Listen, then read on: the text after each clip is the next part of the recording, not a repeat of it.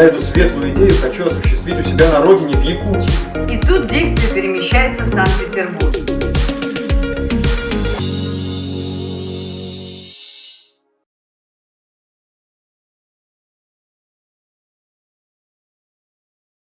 Меня зовут Владислав Левочкин, и я люблю литературу так же, как любите ее вы. Мы продолжаем наши мастер-классы в рамках школы драматургов Арктики. И наша школа, вы знаете, это новый медийный проект. Она посвящена памяти якутского писателя, драматурга, лауреата Большой литературной премии Василия Егоровича Харсхала. И мы благодарны нашим партнерам, фонду президентских грантов, фонду тотального диктанта и музейному комплексу «Россия. Моя история» за возможность проведения съемок. Мы приглашаем всех желающих принять участие в наших мастер-классах и послушать наших коллег, наших друзей и маститых уже и начинающих авторов. И сегодня у нас в гостях наш земляк, только что приехавший из Москвы, наш писатель, драматург, журналист, поэт, лауреат многих литературных премий и Большой литературной премии Союза писателей России Владимир Николаевич Федоров. Давайте поаплодируем. Спасибо большое. Традиционно мы начинаем нашу встречу с погружения в текст нашего автора. И сейчас мы засмотрим читку, которая состоялась на ледоколе «Красин», который стоит на приколе на реке Нева, в исполнении артистов петербургских театров в постановке Ксении Никитиной. Вашему вниманию отрывок из пьесы «Созвездие Марии». Человек за бортом! Кто за бортом? Где? Кто за бортом? Вон она, жена командира за бортом! Ты куда? Вернись! Осторожно, провалишься. Не провалюсь, я легкая, я дойду до берега. Держи, обвяжись! Мария с опаской идет по льду, который трещит под ее ногами. Все тревожно наблюдают за ней, и вот доносится ее голос. Нету плавника, один берег голый. Скорей назад, Машенька! Распустить паруса! И тут действие перемещается в Санкт-Петербург. Анна Иоанновна сидит в кресле, разглядывая и поглаживая только что полученное в подарок новое, богато украшенное ружье. Рядом стоящий Берон разворачивает перед ней письмо.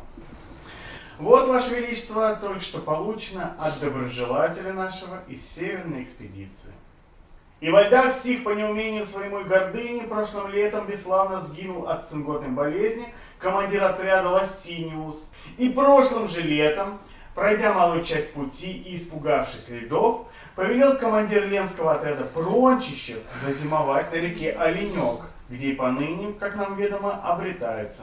А командир Беринг, неумением своим и нерадением, всю экспедицию во льдах и снегах северных и погубит. Ой, все про льды, да про льды ихние. Утомил. А давай вот мы свои льды устроим, а на Неве зимой. И фигуры ледяные. А может уж целый дом ледяной? Дворец ледяной. И устроим в нем женитьбу потешную Шута-Балакирева на шутихе калмычки. О, отменно задумано, Ваше Величество. И чтоб шествие с факелом и с иллюминацией, и чтоб кровать ледяная, и чтоб посуда ледяная, и чтоб со всей России шутов собрать в гости, и чтоб в конце фейерверк. Прекрасные мысли, Ваше Величество. Европа просто умрет от зависти. И чтоб всех посланников иноземных призвать, и чтоб... Слышится плеск весел подходящего к кораблю елбота. Потом доносится голос матроса. «Прими конец! Помоги командиру!» На палубу хромая, опираясь на Зырянова, через силу поднимается Василий. Не сыскали? Нет, нету другого прохода. Васенька, а с ногой-то что? Льдина из-под елбота выскочила, весло вывернула, перебила, похоже, ногу. Ждать придется, пока воду нагонит. Звучит реквием, дует ветер, льдины бьются в борта корабля. В каюте Прончищева лежит на кровати умерший Василий. Над ним склонилась потрясенная горем Мария. Ой, Васенька, милый, как же я без тебя? На кого же ты меня оставил, Васенька? Перебивая Марию, звучит голос Берона, читающего очередной пасквиль. И по неразумению своему стояли не в устье реки Оленек четверо дён, за малым не погубив корабль. И тот Прончищев умер на корабле от цинготной болезни. И команду на себя своевольно взял штурман Челюскин, кое дело все загубит, и в капитана его ставить нельзя. Берег Ленюков возле Зимовий. У могилы Василия Прончищева, выстроившись в ряд, стоят с фузеями гардемарины матросов. Рядом жители маленького соседнего селения. В память командира нашего Василия Прончищева, отдавшего жизнь во славу государства российского и прироста его могущества. Пли, пли, пли! Звучит троекратный залп. Мария опускается на могилу и начинает причитать. Васенька, Васенька, да как же мне жить теперь без тебя, родимый ты мой? Ой, не хочу я одна, не хочу. Голубушка, голубушка ты наша, крепись. Я тут останусь с ним, Васенька. Пойдем, пойдем, Машенька, не убивайся так. Надо держаться, надо жить. Ой, не могу я без него, Сенечка, не могу. Челюскин вводит Марию в пропитанную слезами и болью землянку, и она с трудом обращается к нему. Сенечка, а ты туфельки мои с корабля принес? Принес. Подарок Васеньке. Надень их на меня. Да холодно же, а ты так больна. Не надо сейчас, голубушка. Сила уходит, Сенечка. Исполни мое желание последнее. Я хочу к нему. Красивый хочу, как тогда. Челюскин надевает Марии туфельки, и она уходит куда-то на небеса вслед за Василием. А Семен Челюскин идет к их общей могиле, чтобы сказать самые сокровенные слова. Спите спокойно. Пусть сия земля студеная будет вам пухом. Василий, прости меня, Василий, но теперь уже можно. Василий, я любил жену твою. Мария, ты слышишь? Мария, я любил тебя, более всего на свете любил, и не будет мне радости без тебя нигде и ни в кои годы.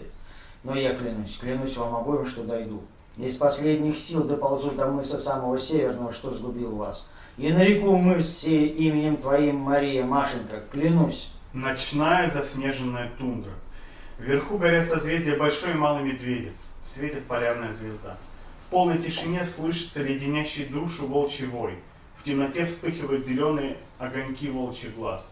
Вспышка огня, грохот выстрела, визг раненого зверя.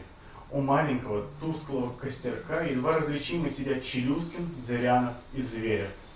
Идти надо. Андрей, твой черед бревно нести. Исполним долг наш перед Петром Великим и перед императрицей Анной Иоанновной. Начинает звучать веселая музыка. Из питерских далей возникает расцвеченный огнями ледяной дворец, наполненный шутами и царедворцами, справляющими свадьбу шута Балакирева. Шуты кривляются и дурачатся как могут. Придворные стараются от них не отставать, чтобы не вызвать гнева царицы. Вспыхивает фейерверк, стреляет шампанское. Всеобщее веселье плещется через край. Счастливая Анна Иоанновна хлопает в ладоши, стоя рядом с Бероном. И вновь далекая заснеженная тундра. Изможденные путники тяжело поднимаются. Челюскин берет на плечо треногу с квадрантным. Зырянов бревно, которое нужно для знака репера на мысу. Зверев тянет мерную цепь. Челюскин снова идет впереди, за ним тащит цепь Зверев, поддерживая Зырянова с завязанными глазами. Матросы постепенно отстают от Челюскина. Он останавливается, ставит столб в сугроб, берет мерную цепь, покачивается, но упрямо идет вперед, утягивая цепь за собой. И вдруг резко ускоряет шаг. Сначала шепчет что-то про себя, а потом начинает говорить все громче и громче. Неужели берег Енисея поворачивает? Не может быть. И впрямь поворачивает. Дошли! Дошел! Скорее сюда! Дошли! Но тут опять начинают звучать слова доноса, которые читает Берон в Санкт-Петербурге. А тот Семен Челюскин до мыса самого северного не дошел, понеже человеку нет никакой возможности туда дойти. И описание мыса измыслил, и координаты его измыслил.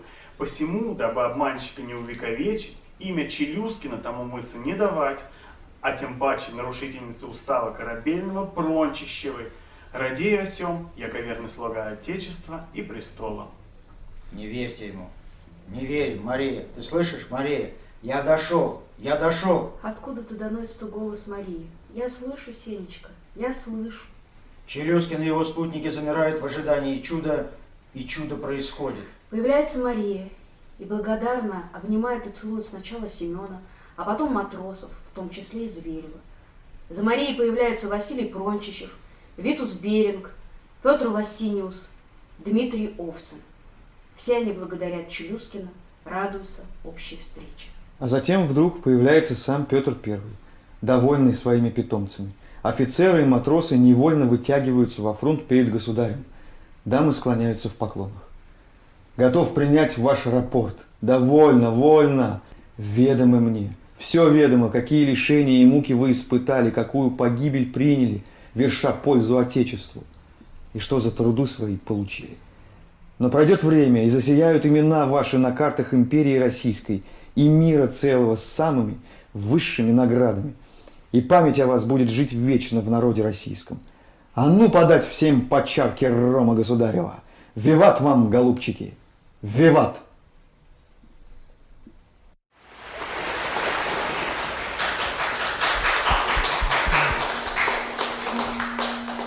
Владимир Николаевич, как вам?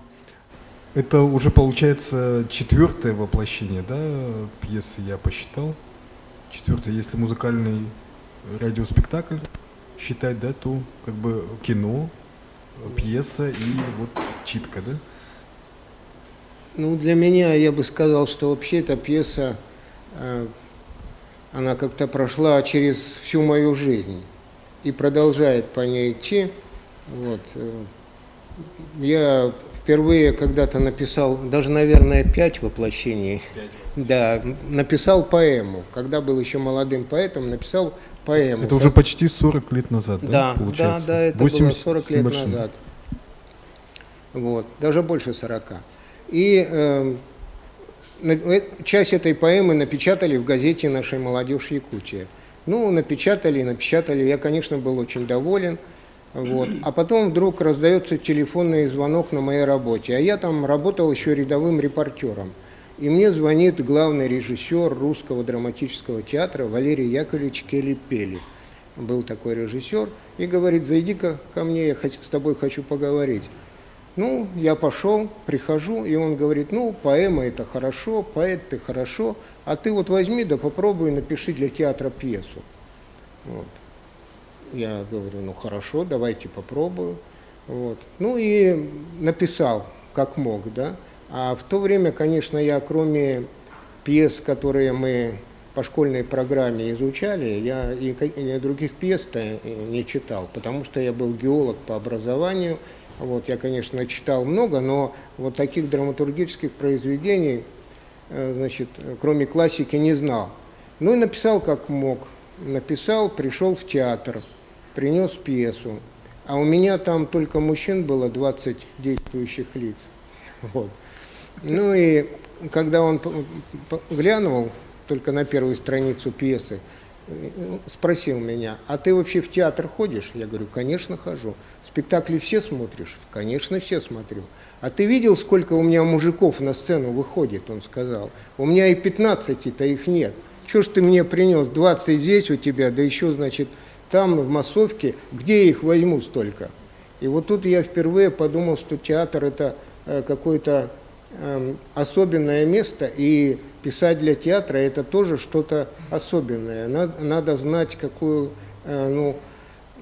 механизм, надо понимать, что это такое, и, значит, даже думать и о том, сколько вообще актеров в театре. Да? Потом я уже стал узнавать, что вообще там, в античные времена, скажем, иногда весь спектакль играли 2 актера, да? Как они справлялись? Они одевали разные маски и, значит, преображались в разных персонажей и таким образом играли. И интересно, что самыми первыми актерами вообще были драматурги. У них и актеров не было, но были маски, да, и вот они играли так. Потом, значит, в этот же античный период там до 7 человек, может быть, увеличилось число персонажей в пьесе. Вот. И только в шекспировские времена, которые во времена, значит, в которые времена был такой размах театра, извините, я заговорился, вот, там было по 20, может быть, больше 20 даже действующих лиц играло вот, одновременно. Потом опять уменьшалось, сейчас где-то в среднем, наверное, 15, там, может, 16 играет. И я даже где-то слышал, что вот средняя труппа Европейского театра – это тоже где-то 15-16 человек актеров. Вот. Ну и, значит, конечно, я потом уже сел и стал, значит, писать эту пьесу так, чтобы ее смогли сыграть. Но получилось... Владимир Николаевич, а вообще вот когда было написано, допустим, первый вариант пьесы, и когда уже увидели на сцене, вот какой период прошел, и, скажем, ну, вообще это же очень характерно для любой пьесы, да, что она не сразу поступает на Но тут сцену. получилось как? Когда я переделал пьесу, театр ей заинтересовался, и даже было принято решение ее поставить. Вот. Но тут произошел пожар в Русском театре, на мою беду и на беду театра. Вот. И театр на несколько лет переселился в очень маленькое, неприспособленное здание. А вы, наверное, вот слышали, да, и уже поняли, что там действие происходит в Арктике, а многие из вас видели эту пьесу. Вот, там корабли, паруса, значит, ну, такой антураж, да, и сыграть в маленьком зале, круг нужен театральный, невозможно. Вот, и поэтому вот эта пьеса остановилась. Но опять же она как бы не остановилась, потому что молодые актеры во главе с Юрием Козловским, да, постановка была. Да, они сделали радиоспектакль. Лариса Утяшева работала тогда на Якутском радио, она была режиссером, Юрий был постановщик. И тут как раз получилось, что буквально в это же время объявили о том, что будет проведен первый всесоюзный фестиваль радиоспектаклей. Вот. И этот спектакль очень как бы удачно попал на этот радиофестиваль, и он занял там 2-е место. Неожиданно для всех нас. Вот такая реализация произошла. А потом, конечно, опять был большой такой перерыв вот, перед его выходом этого спектакля на сцену. Вот, уже получается новый состав труппы, да? Там другой режиссер. Другой режиссер. Вот. Андрей Савич поставил. Андрей Савич, да. Вот. И вот еще я тут сразу уже, наверное, скажу о том, что важно, чтобы вот этот какой-то эмоциональный, значит, посыл, эмоциональное состояние автора пьесы и режиссера совпали. Потому что в первый раз, когда Андрей Савич посмотрел эту пьесу, она как-то его не затронула, да, особо. Тем более, что пьеса историческая, да, и так в Русском театре еще и не было опыта постановки исторических пьес, и в Саха-театре тогда тоже еще не было вот этой волны всех этих пьес. Вот. И, значит, она ждала своего времени, да? Да, вот. Но получилось, что, конечно, это целая история, но я ее расскажу кратко, что когда я писал эту пьесу, я выстроил сюжет так, как я его выстроил. Вот. Как мне показалось, должно это было все происходить. Вот эту историю любви, я ее придумал, можно сказать, сам, да, гибель Василия вот, от причины, от травмы какой-то, да, вот. И то, что Мария умерла на его могиле через неделю. Почему это я все как бы восстановил, реконструировал по-своему? Потому что в журнале этого корабля была только одна единственная фраза: «Жена командира нашего умре такого-то числа». Все. Ни имени, ни фамилии, ничего не было. Вот.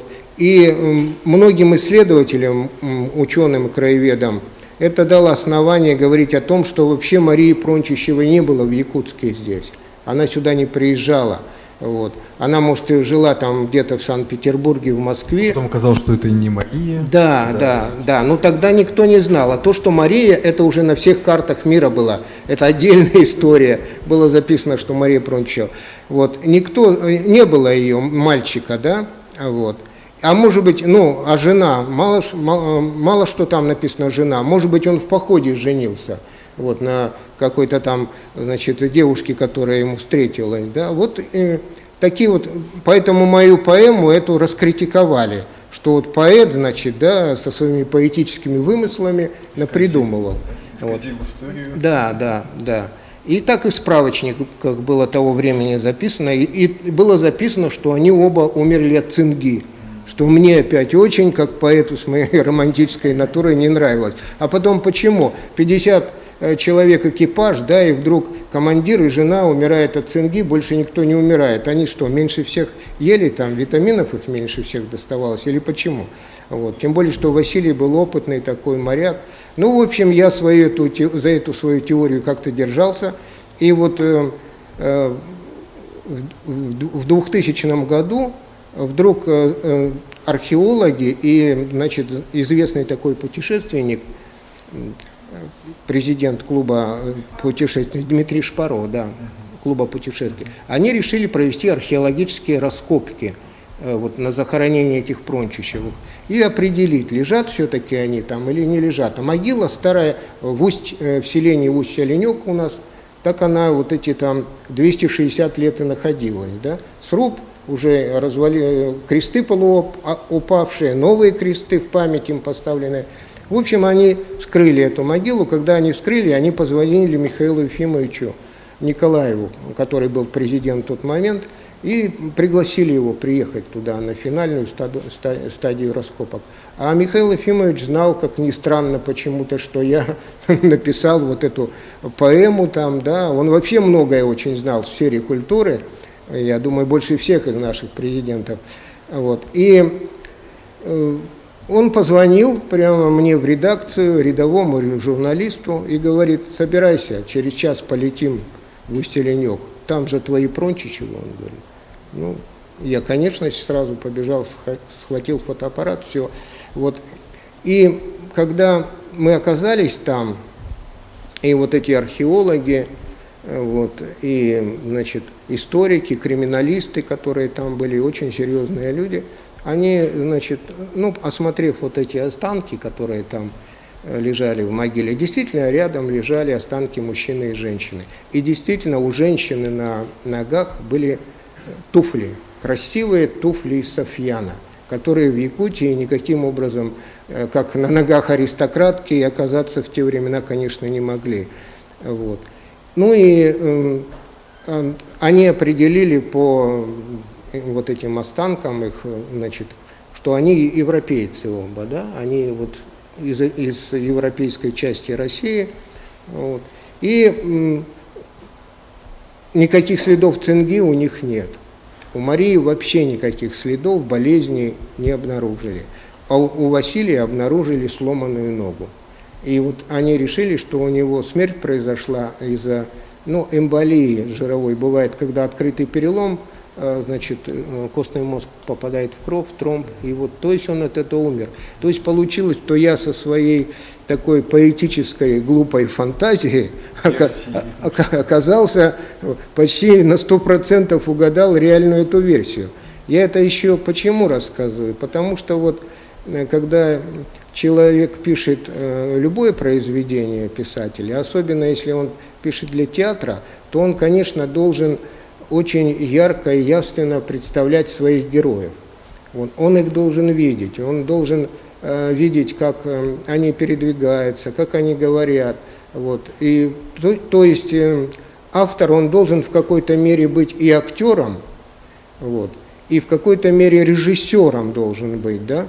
Вот, потому что он должен их представить на сцене. Вот. И только когда вот это происходит, получается, ну, по-настоящему такое произведение, где эти герои живые.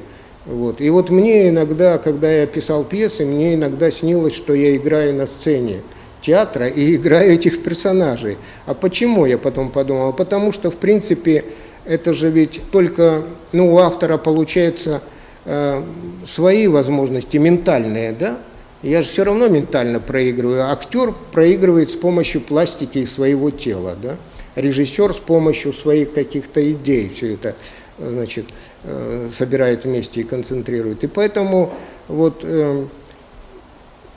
это, наверное, с одной стороны знание театра, с другой стороны возможность это увидеть, это, наверное, плюсом является для драматургов. И вот не зря тут, значит, я как-то подумал, что, ну, наиболее многие такие успешные драматурги, да, значит, великие, ну, тот же Шекспир взять, там, да, Шекспира, там, Мольера, там, Островского, Брехта, они все под старость были директорами театров.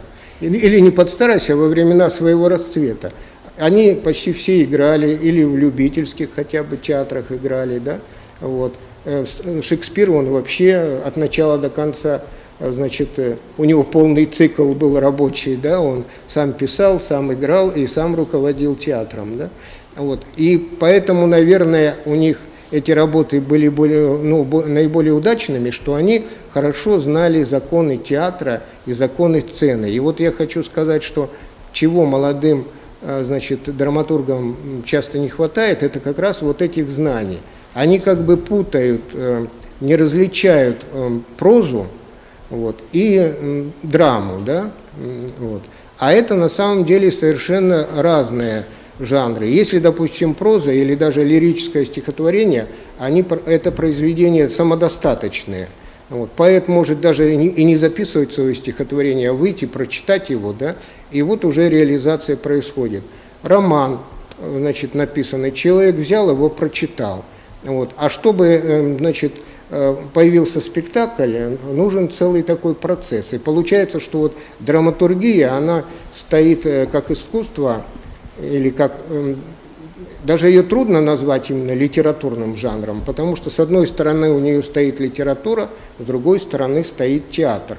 Вот. И чтобы произошло вот это событие, значит, в виде спектакля, да, нужно, чтобы вот эти все три части соединились. Вот. То есть драматург, он пишет, значит, ну, по своим законам, да, по писательским законам. У него там, значит, события, сюжет, значит, он их выстраивает как текст. Вот. Режиссер должен уже превратить это в какое-то свое видение, да, концепцию этого спектакля. Владимир Николаевич, давайте тогда вот перейдем к теме мастер-класса, как раз об этом вы хотели поговорить, а вы уже перешли. Я уже и перешел. Не буду тогда прерывать. Я уже об этом и говорю, да. Это особенности драматургии, да, как литературного жанра. Да. Вот. А актер потом должен это сыграть. Вот. И поэтому иногда вот драматурги так в шутку говорят, что ты пишешь одно, режиссер ставит другое, а зритель видит третье, да? Потому что действительно происходит вот так, да? Это как бы идея должна пройти вот через эти три ступеньки. Ну, а сложность здесь еще заключается в чем? Что драма это, ну или пьеса, это очень ограниченный объем. Очень небольшая для писателя площадь. То есть там 50-60 страниц, там, да, вот, это уже 2 часа, значит, спектакля, да, вот. И поэтому вот на этой в этом маленьком объеме вместить все очень сложно.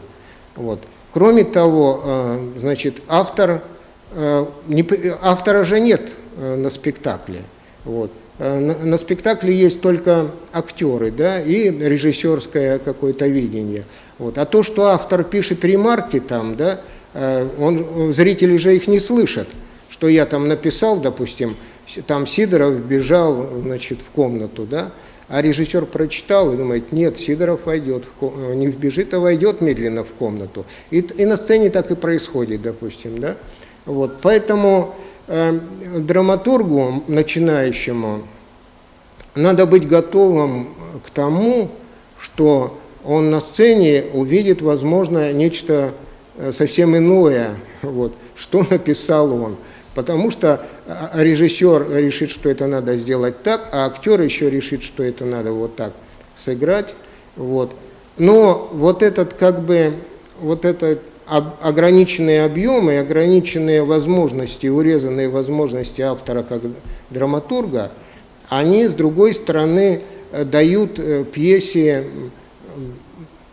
большие, довольно широкие возможности. Я вот помню, что это, наверное, классический такой пример, что Лев Толстой всю жизнь не любил Шекспира, даже ненавидел его. Он говорил, что его вообще, это все банальщина, это примитив там, да. Вот я думаю, что если бы Шекспир в свои времена прочитал, например, роман «Воскресенье» Льва Николаевича, он бы сказал, это такая нудятина там, да, это, ну вот, история не стоит выеденного яйца, да, а тут целый такой вот роман там, да, огромный. Вот потому что это ну, вот это и говорит о том, что это совершенно разные подходы и разные жанры. Но с другой стороны, вот эта ситуация с пьесой, что она вот такая сжатая, да, что в ней много не прописано, это дает ей многовариантность.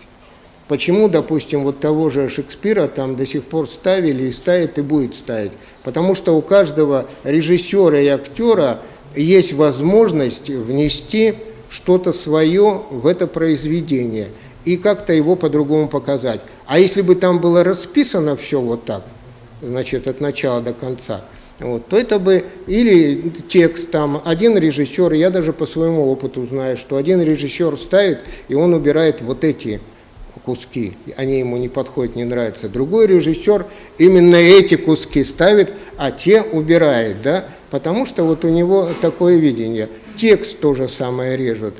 Я где-то даже прочитал такой совет драматургам: если хочешь, чтобы твой текст меньше резали или не резали вообще, пиши пьесы в стихах. Их очень трудно режиссерам резать, потому что там будут нестыковки, там ритмические и все остальные, такая форма защиты, да, вот. Поэтому вот здесь есть свои особенности. Ну и потом, конечно, в пьесе, главное в пьесе это конфликт, да. Вот. И вот опять, если уж мы возвратимся, что у нас школа арктических драматургов, да, вот, тут надо тоже понимать, вот бывает, что молодые там авторы, они думают, что вот, ну, если действие происходит где-то, скажем, в Арктике, да, вот там пурга, метель, там, значит, что-то еще, и идет он, замерзает там, вот вам уже конфликт между природой и человеком. Но такого рода конфликтов не бывает, да?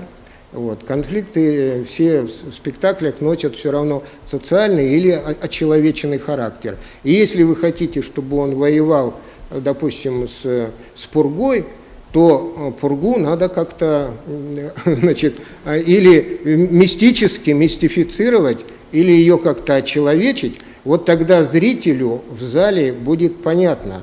Вот, потому что, ну, театр же это такая условность, ну, вот мы смотрим детские спектакли, да, вот, и там у нас зайцы разговаривают с волками, там, да, с белочками, что-то еще. Мы знаем, что в реальной жизни они не разговаривают, но поскольку им придаются какие-то человеческие качества, то это все интересно и все это воспринимается.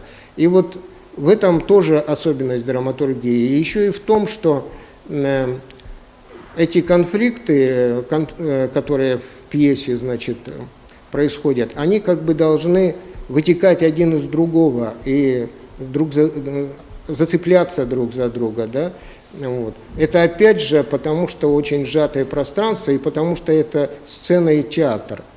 Вот. Если вот сказать о третьей надо составляющей, да? Третья составляющая – это зритель. То есть, если у вас в вашей пьесе не будет каких-то, ну, проблем таких, да, острых, тем, чего-то еще там, да, то, что в данный момент интересует зрителя, то, конечно, он не будет реагировать. Не обязательно, даже, то есть эта тематика должна быть злободневной и современной с точки зрения, не с точки зрения, скажем, историчности, да, а с точки зрения психологии человека.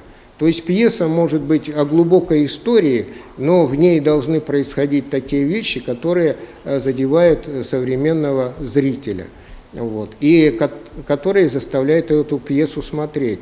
Вот. Вообще же, вот, когда люди входят в зал, вот, наверное, вы обращали внимание, и, конечно, авторы на это обращают внимание, то заходят люди самые разные, да? Кто-то прибежал с работы, опаздывая, да, у кого-то там какая-то проблема, что-то случилось, кто-то, значит, они заходят все в зал. И вот этот зал, наполненный зал, он, ну, его можно как-то назвать, может, там, кворумом или как-то, да, но это еще не зрительный зал, это еще не зрители. Да, это не публика, да, это не публика.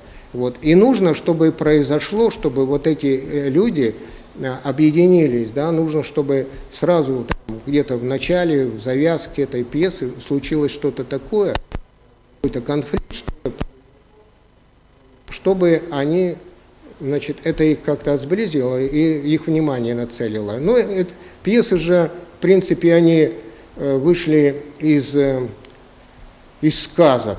Вышли из сказок, да, вышли там из мифов, скажем, первая там самая, значит, драматургия античная, да, она же вся на мифах была построена, а все сказки там, значит, вот пьеса чем-то похожа, ну, как вот там, можно сказать, там, жили-были старик со старухой у самого Синего моря, да, ну и жили-были бы они, да, и ничего бы там дальше происходило. Ну, тут появилась золотая рыбка, да, и вот с момента золотой рыбки, вот, и, значит, тут старуха вдруг, значит, раньше жила тихо, мирно, а тут ее понесло, да, вот, и вот начинается это, или там вот Ромео и Джульетта взять, да, ну, жили Капулетти, жили Монтеки, несколько столетий воевали друг друга там, как-то это, да, и все привыкли к этому, вот, а тут вдруг раз двое молодых полюбили, значит, из этого клана, и вот с этого момента вдруг, вот, и начинается пьеса, да, начинается развиваться этот конфликт, доходит до какого-то, значит, эпогея, вот, и потом, значит, в конце развязка там, да, и в зависимости от развязки это и получается жанр вашей пьесы, и в зависимости от конфликтов. Но я не буду говорить там, какие они бывают, и, значит, все остальное. Ну вот к тому, что зрители заходят вот каждый по-своему, а в конце спектакля, если это хороший спектакль, когда они стоят и все аплодируют дружно, да, и потом, когда они не могут даже из зала выйти, или потом идут и все это обсуждают, то есть спектакль их уже сделал, превратил в ту самую публику, да, в какое-то единое целое. Ну, а для этого, вот, конечно, нужна какая-то такая, значит, общественно весомая какая-то причина, что-то такое. И потом же ведь театр, это с чего я начал, это производство, да. Там труппа, значит, несколько десятков человек, там техническое какое-то обеспечение, да, зал, все остальное. И чтобы вот это, представьте, 150 человек, допустим, работает в Русском театре, чтобы 150 человек вдруг стали, значит, вашу пьесу ставить, да, вот, значит, она должна что-то представлять, вот, какое-то событие должно произойти в результате этого. Поэтому вот эти вот моменты, значит, надо учитывать. Ну и вот то, что я говорил, вот даже посмотреть численность труппы. Или у меня такой был интересный случай, когда я написал сказку, вот, которая была поставлена в Сахатеатре. Вот, и когда разговаривал с директором, или с директором, наверное, он сказал: а у тебя в сказке, я тебе сразу говорю, чтобы было не больше 7 действующих лиц. Вот. Больше его остальное его не волнует по художественной части. Я говорю: а почему? А он говорит: потому что 7 действующих лиц, плюс, значит, администратор, плюс еще, значит, один человек, который занимается реквизитом и всем остальным, получается 9. Они всегда могут сесть в самолет Ан-2 и улететь в любой район и показать там сказку. Да? Ну, то есть вот творческому человеку даже в голову не придет, когда он начинает писать, что, оказывается, если бы у меня было 12 человек, значит, уже все, этой сказки был бы закрыта дорога во все районы. Вот, поэтому вот эти моменты, значит, иногда и забавные, значит, их, конечно, надо учитывать. Владимир Николаевич, вот скажите, вы когда обучались в литературном институте, вы по прозе обучались же, да? Я, кстати, тоже хотел об этом сказать, интересный момент. Когда я поступил в Литинститут, я поступил на факультет поэзии. Вот. Но вместе со мной на факультет драмы поступил мой хороший знакомый, тоже из Якутии. Вот. Там вообще редко бывало такое, что 2 человека в один год прошли творческий конкурс и поступили. Но было так. Вот. И ну, мы, поэты, занимались своим, они своим. Он 5 лет занимался драматургией, учил. У них на курсе было 10 человек. Вот. на 5 курсе они защитили стену, написали по пьесе, наверное, по хорошей. Вот. Но за 5 лет учебы ни один из них не был поставлен ни в одном театре, да? А меня поставили, да? Поэтому я посмеялся, говорю, вы там драматурги-теоретики, вот, наверное, они все хорошо. Может, потом кто-то из них прорвался и где-то себя обозначил. А поэтому... обучение, саму программу отличались, да? Конечно, они именно учились драматургии. И я вот подумал, чего мне тогда не хватало. Если бы я там поучился, я бы, наверное, очень многих каких-то ошибок своих не сделал, не повторил. Но мне повезло, что в те времена как бы хорошо работали с молодыми писателями. И вот едва этот радиоспектакль прозвучал, вот, я получил приглашение на всесоюзный семинар молодых драматургов в Юрмалу. Вот. И там руководителем был такой знаменитый драматург Арбузов, было еще несколько таких очень известных мэтров. И я приехал со своей созвездием Марии туда, которую чуть-чуть переделал для театра или радиоспектакля. Ну, отдал начитку, они прочитали, потом там спрашивают, кто Федоров, я Федоров, встал. Вот. Ну, сразу видно, что человек, вы, как говорится, не без способностей, но в драматургии ничего не понимаете. Понимаете? Ну, слава богу, семинар длился 15 дней. И за 15 дней, конечно, вот эти мэтры, они там многому нас научили. Я какие-то вещи, может, стал чуть больше понимать. И там же за 15 дней я написал пьесу, которую перед самым концом фестиваля, значит, сунул мэтрам, они прочитали, ну вот, другое дело. Теперь ты хоть что-то знаешь. Поэтому я прошел вот такой путь. Может, к сожалению, вот, наверное, если бы сразу я целенаправленно занимался драматургией. Ну, с другой стороны, у вас же много граней, да, и драматургия это только часть, как бы, да, на самом деле. И еще вот один момент я хотел уточнить. У нас же, как бы, получается, школа драматургов именно Арктики, и помните, вот когда обсуждали тему, тоже было затронуто, что, ну, вот вообще не редко, вот именно в ваших произведениях, крайний север, Арктика становится местом действия. Вот в этом отношении какие у вас, вот, скажем, пожелания начинающим драматургам, поскольку вот мы тоже, допустим, с Геласимовым обсуждали тему северного характера, северного человека, вот его специфика, вот в этом отношении у вас какое вообще видение и какие могут быть здесь подходы? Ну, наверное, даже можно сказать, что все мои пьесы, действие их происходит или на крайнем севере, или в Арктике, да?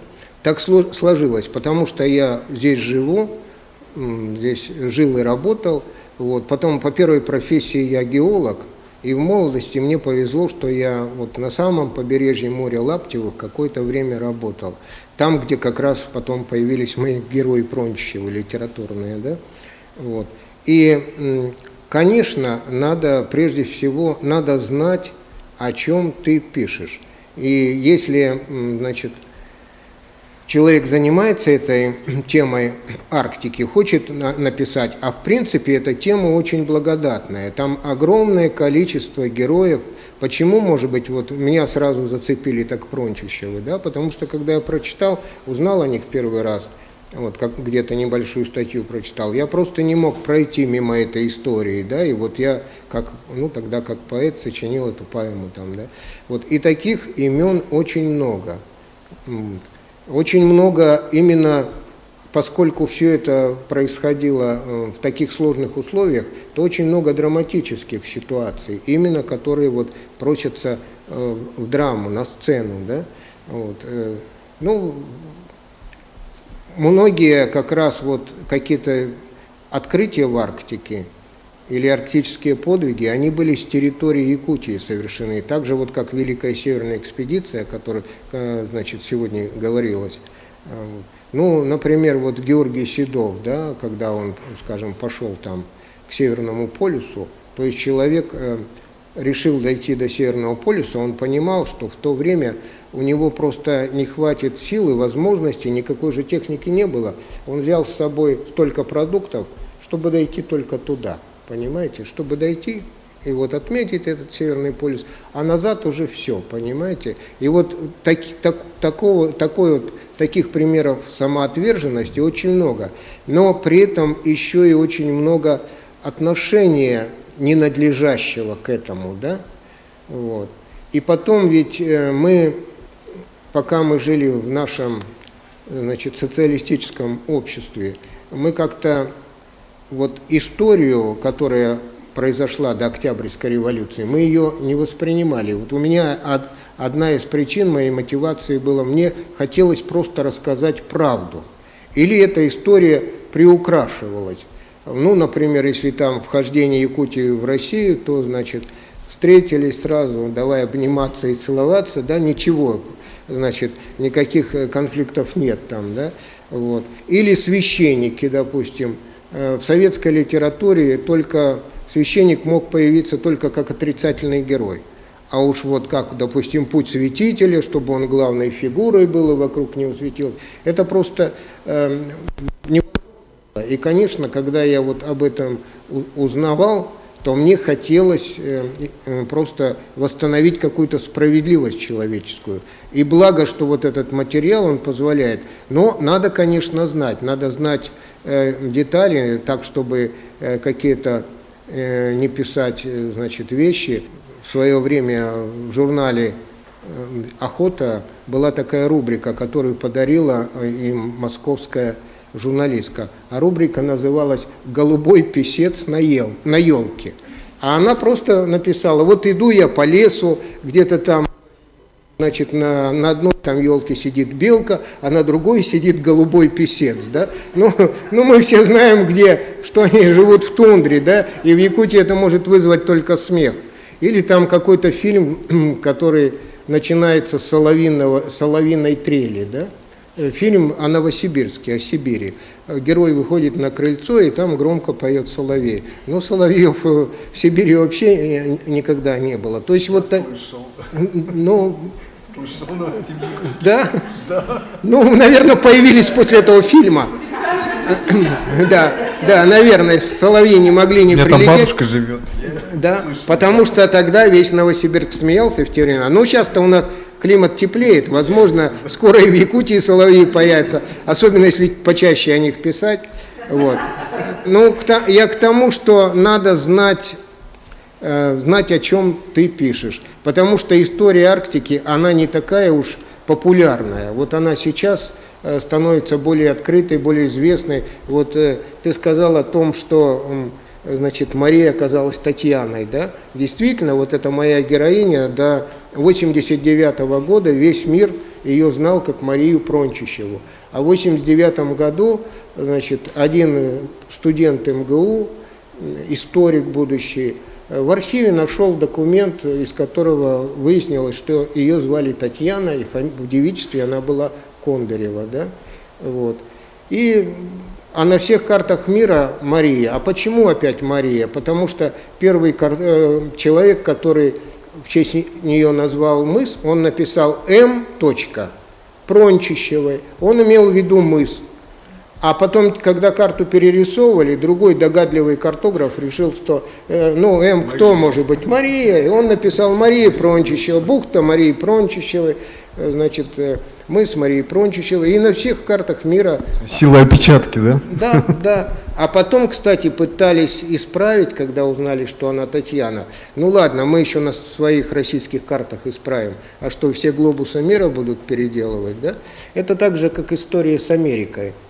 Вот. Открыл Колумб, но Америка Веспуччи в свое время хорошо прозвучал как-то, и континент стал Америкой, да?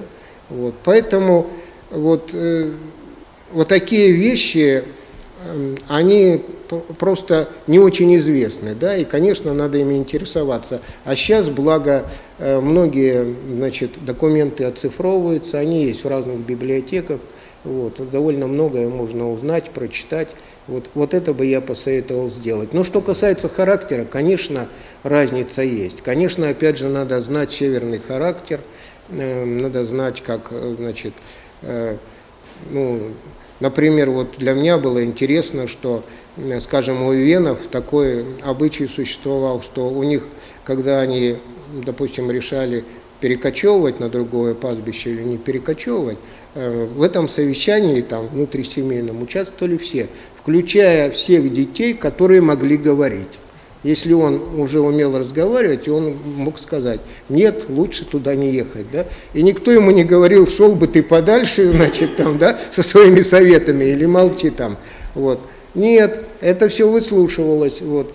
Другое дело, какое принималось решение, то есть это другая какая-то, и этика другая, северная, да? Северные люди, может быть, их сложнее, скажем, вывести из себя, вот, значит, но зато потом и сложнее помирить. Это я даже по себе знаю, вот, поскольку я тоже в какой-то степени продукт Якутии. Я, например, когда был, скажем, на Украине, мне было интересно, когда встречаются две соседки, да, у одной курица забежала в соседний двор, и они поднимают такой скандал, и я смотрю на них там и думаю: ну все, теперь они, наверное, 5 лет разговаривать не будут.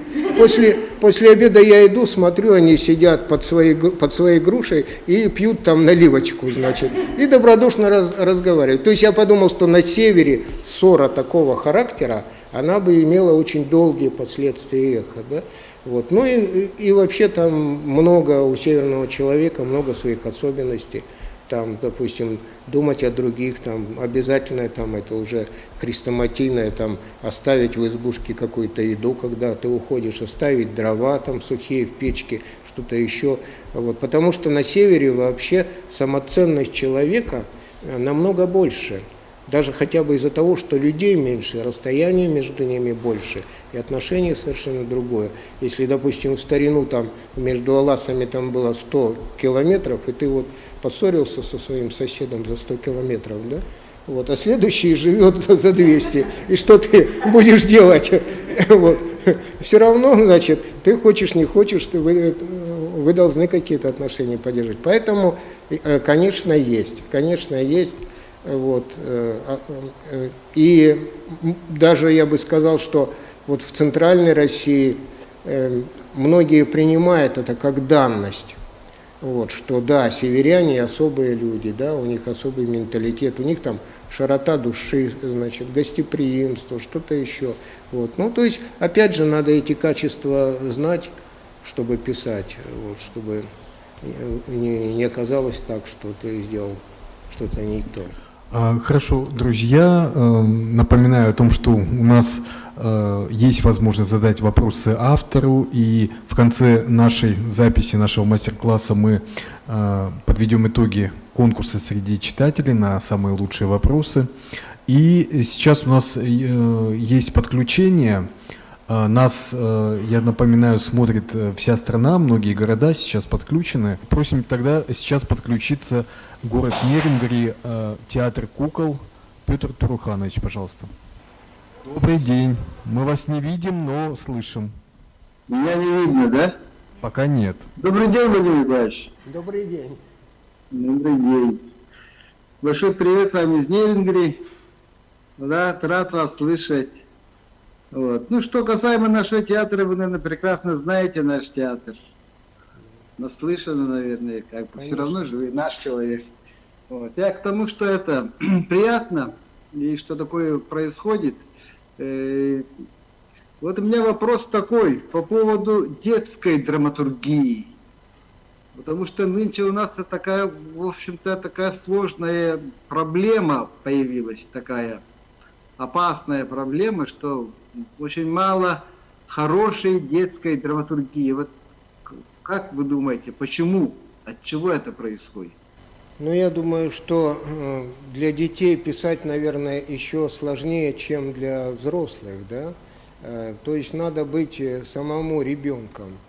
Мне кажется, что иногда бывает такая ошибка, что человек сам по себе такой взрослый писатель, вот, с таким взрослым видением, он думает: а вот напишу-ка я что-нибудь для детей, да? И начинает писать. Вроде как бы все приметы есть, а вот того самого, что привлекает детей, нету, да? То есть нужно, чтобы автор был сам в какой-то степени ребенком. Это особый дар. Вот. Ну, тем не менее, у нас в Якутии, мне кажется, есть такие авторы, которые пишут для детей. И вот здесь у нас сидит Анна Пшенникова, которая в последнее время, у нее несколько очень ярких, интересных работ было. Вот. Ну, она, кстати, ваша Нерюнгринская. А вы знакомы, да? Я к тому, Да, что... мы знакомы. Вот. Да. Вот. Так что не все так у нас безнадежно. Вот. Но я вот другим объяснить не смогу. И, может быть, писатели сейчас как раз потеряли вот эту детскость, да? Вообще наш мир, наверное, стал более таким рациональным, расчетливым. Вот. И молодая генерация, она такая более прагматичная. Я бы еще ответил по-другому. У нас на самом деле и здесь есть авторы, да, среди участников нашей медиашколы. Пожалуйста, обращайтесь, Петр Турханович, можем посоветовать кого-то. Нужно работать с авторами, и, в принципе, могут появиться новые драматические произведения, в том числе для детского зрителя. Да? Да, конечно. Спасибо. Владимир Николаевич, вот поступило несколько вопросов от участников конкурса, которые хотят получить ваш приз с вашим автографом. В основном они касаются фрагмента пьесы «Созвездие Марии». Вот 7 вопросов, я их зачитаю, и нам нужно будет на них ответить. Как долго шла подготовка к написанию исторического произведения «Созвездие Марии»? Мария Семенова из Нюрбы, пожалуйста. Ну, я уже рассказал фактически, я ответил на этот вопрос.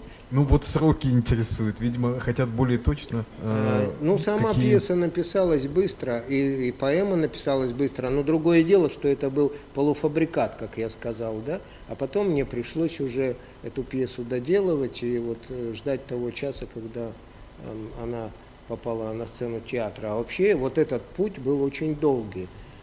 Не путь написания, а путь до сцены, то есть через поэму, через радиоспектакль. Вот. И в 12-м, если радиоспектакль был в 89-м году поставлен, то премьера пьесы в 12-м году состоялась только. Фактически, получается, 30 лет после написания поэмы, как первоисточник. Да, или 20 лет там, да. 20 лет после самой пьесы. Да, но вот я говорю, что тут должен совпасть импульс режиссера и автора. Вот. Почему я начал рассказывать об этих раскопках и немножко не дорассказал до конца. То есть я одну часть этой истории рассказал, но была вторая часть истории. Значит, у этой Марии на груди, у останков Марии был крестик такой медный. Вот. Я его тоже подержал на руке, там постоял, значит. Потом эти туфельки, которые были, ученые забрали туфельки и крестик, да? Хотя мне, честно говоря, это не особо нравилось, но такие уж правила археологии. Вот. Там потом, провели церковную службу, литию, все как положено, крестики им положили, похоронили, закрыли, все уважительно, к этому отнеслись. Но туфельки и крестик, забрал руководитель этой археологической экспедиции. Потом получилось, что в этот же год Андрей Борисов поехал в Москву в командировку, режиссер. Вот. И его попросили отвезти, передать какую-то вещь там, книгу. Вот. Он пришел к человеку, отдал эту книгу, а тот говорит: пойдем к моему другу, он связан с вашей Якутией, и они приходят к этому руководителю экспедиции. Вот. Этот руководитель экспедиции открывает сейф и достает оттуда туфельки и крестик. И вот когда Андрей Борисов положил себе на руку крестик и взял туфельки, какая-то молния прошибла его сверху до пяток. Да? И когда он возвратился в Якутск, он сразу сказал: все, ставим спектакль. Понимаете, вот тут получилось, что сошлись вот эти два импульса. И как будто сама судьба подтолкнула его, вывела туда. А если бы этого не произошло, я не знаю, как бы долго еще спектакль, эта пьеса ждала своего воплощения. А потом был уже фильм, получается, да. Всероссийский А также с фильмом произошло, что на премьеру, в Москву на премьеру этой пьесы «Созвездие Марии» пришел генеральный директор кинокомпании «Каро Продакшн». Вот. И он там, когда увидел эту пьесу, у него там слезы потекли, значит, он весь растрогался, он сказал: все, снимаем фильм.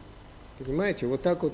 Интересно, что вот я говорил о том, чтобы пьеса, для того, чтобы она стала событием, да, она должна быть, значит, реализована в театре. Вот. А тут получилось, что произошла такая цепочка. И вот интересно, что я буквально перед ответом получил. Вот, значит, но когда фильм прошел по всей стране, я не буду говорить о достоинствах и недостатках этого фильма, об этом много говорили, да, сравнивать его с пьесой, вот. Но он сыграл свою роль в Калужской области, откуда родом вот эти мои герои Прончищевы. Значит, вдруг народ зашевелился, посмотрев этот фильм. Вот, 260 лет как бы особо об этом не вспоминали, да, а тут создали специальную комиссию на уровне губернатора и запустили 2-летний проект по увековечению памяти Прончищевой. Вот. И, значит, собирается там поставить им памятник в Калуге. Вот. Я как бы состыковал 2 директоров театра, Калужского и нашего русского, и они договорились об обменных гастролях. И вот теперь калужане ждут, когда русский театр привезет туда им «Созвездие Марии» и покажет, да? Вот. А последнее звенышко, вот мне позавчера позвонили и сказали, что, значит, нашлись какие-то в Калуге меценаты, которые сделали часовню с мемориальными досками Прончищевым, Челюскину. Вот. И эту часовню уже увезли на Таймыр. Вот. И буквально вот в мае месяце, и вот как раз вот чем здесь заканчивается, где Челюскин дошел и кричит: я дошел, он дошел до самой северной точки. Вот на этой самой северной точке калужане поставят часовню.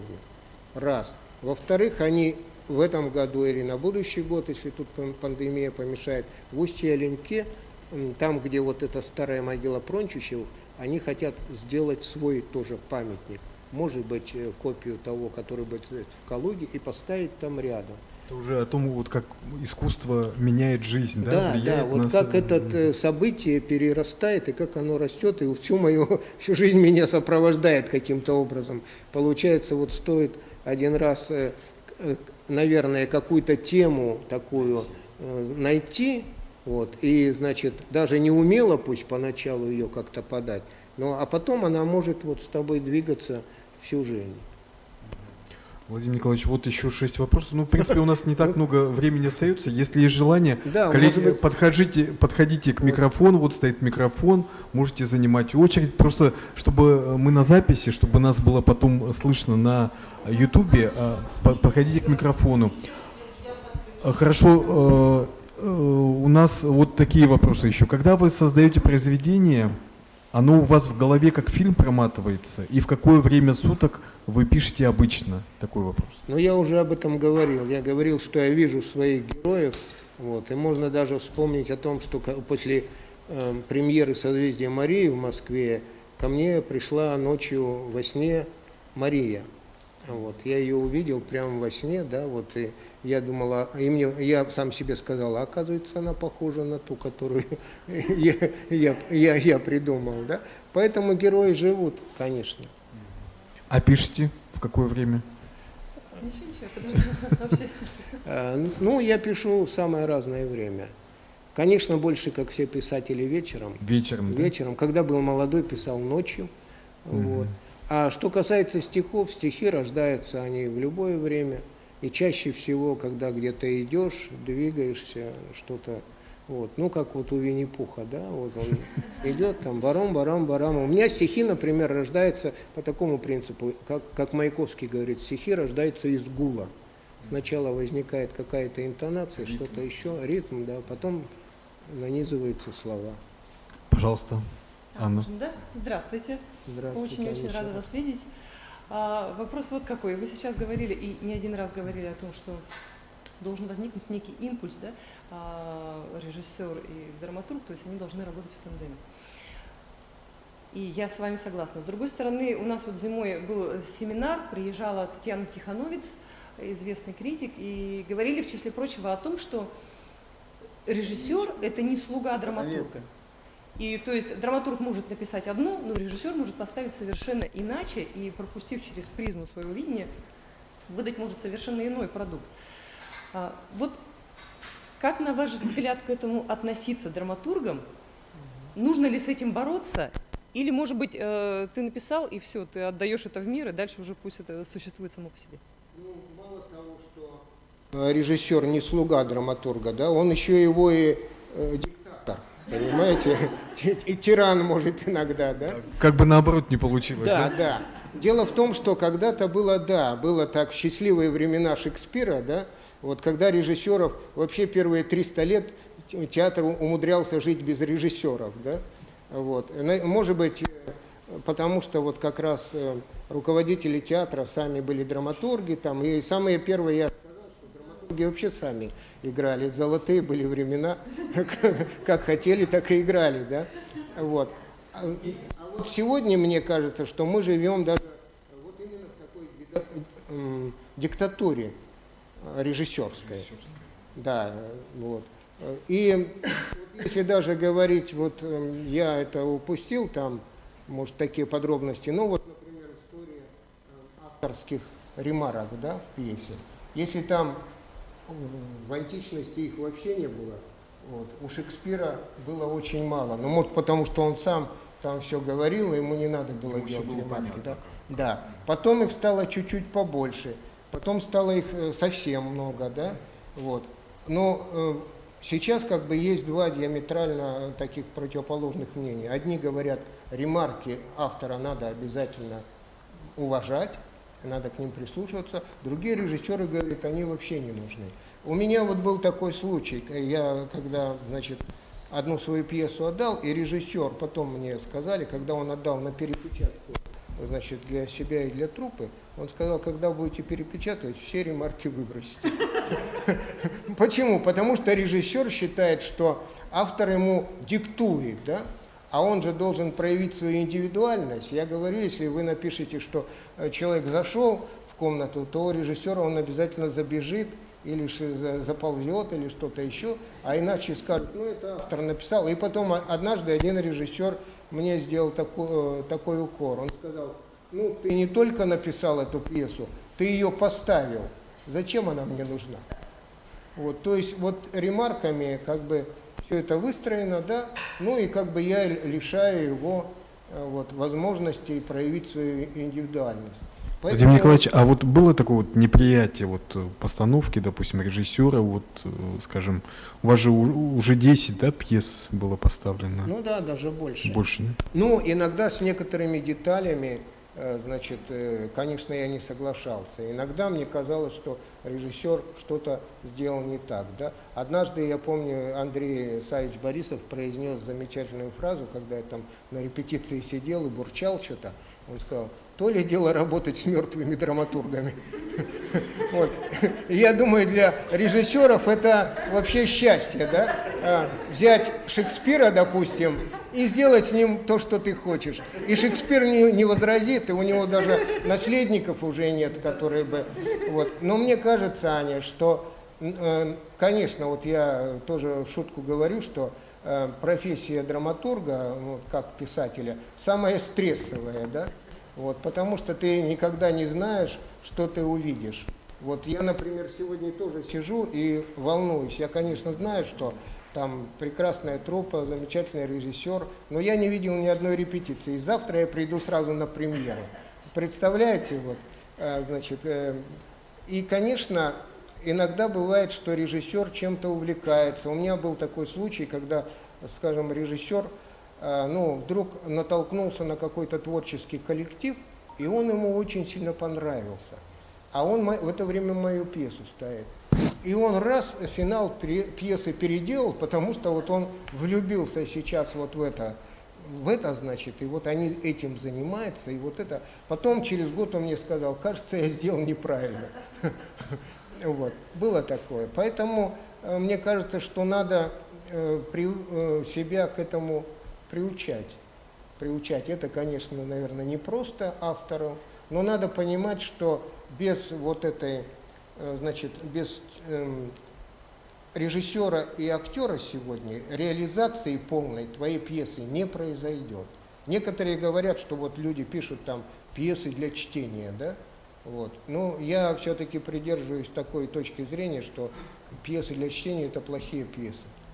Их никто не захотел поставить, их остается только читать, да?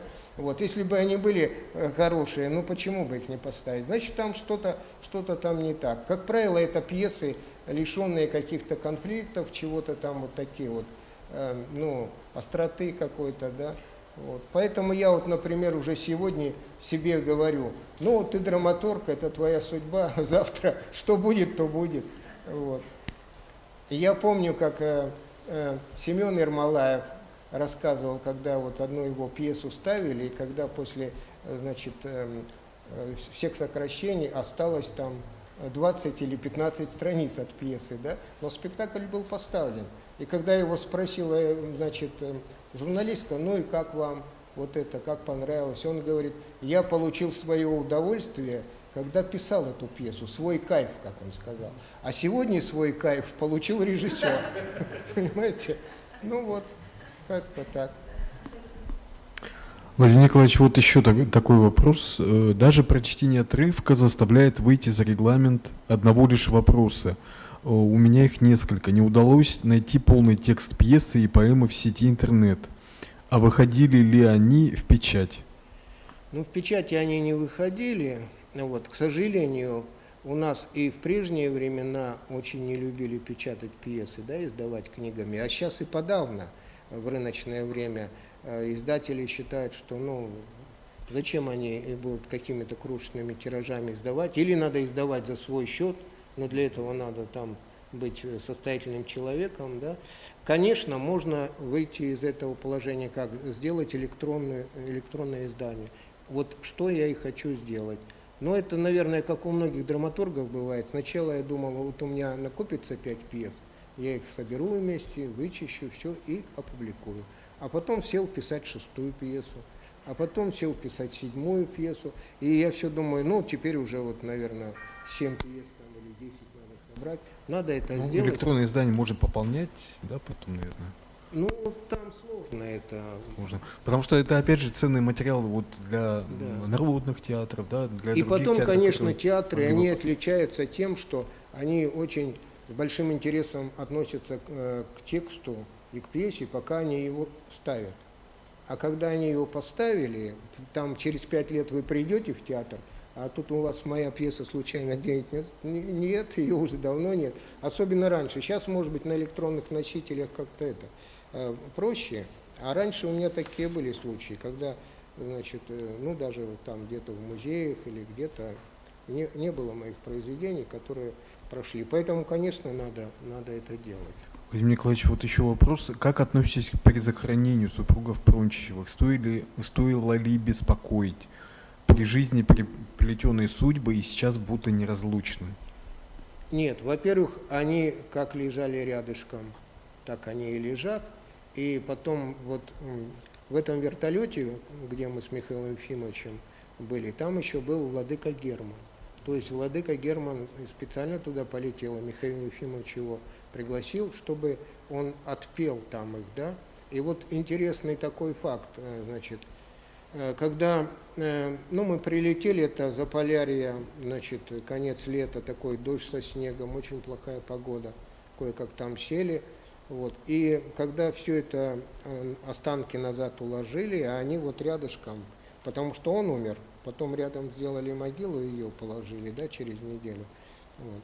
Ну, он накрыл их саванами, положил им крестики на грудь и начал службу. И примерно, ну так, минут через 5-10 вдруг стали расходиться облака.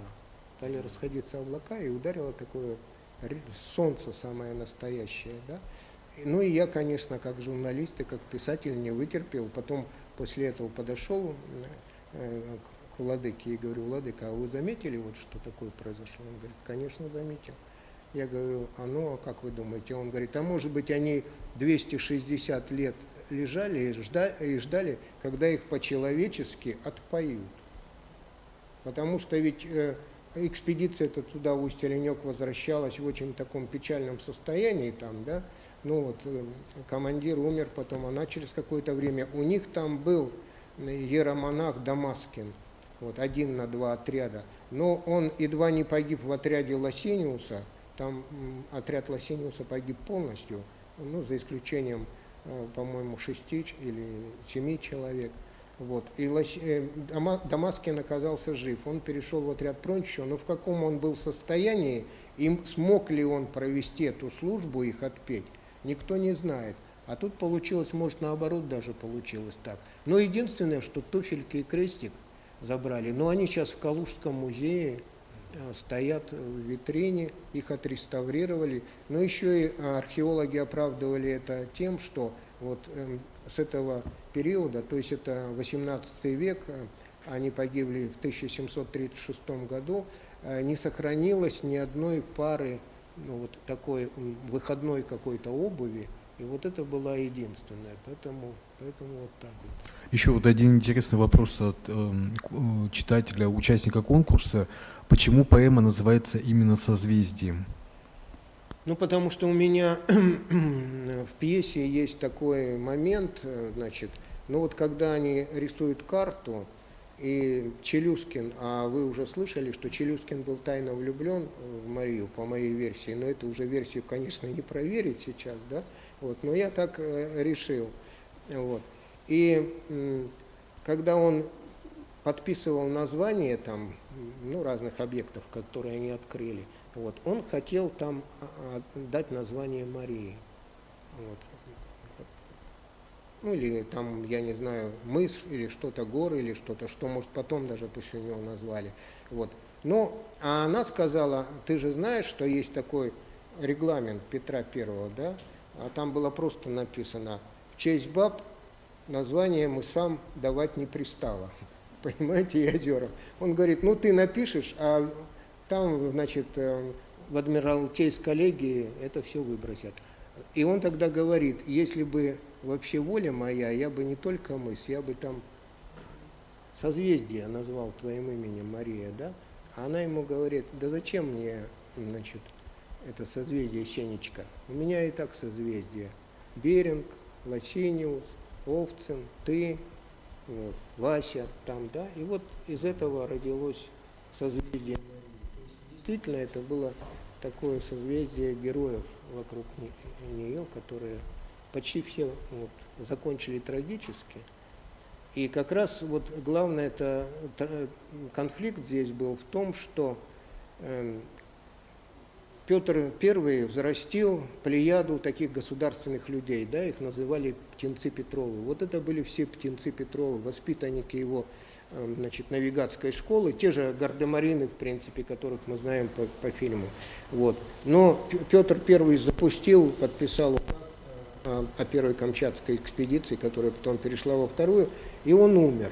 Это осталось как бы его завещание. А пришла, значит, к власти Анна Иоанновна, да, которая, значит, было это вот, здесь вот говорится о том, да, эти, значит, тут во льдах погибали, а они в Санкт-Петербурге себе ледовый, значит, дворец построили, из шутов со всей России и уродцев собрали, чтобы там, значит, выдать главного шута Анны Иоанновны, женить там на шутихе, там, да, то есть устроили вот такое шоу.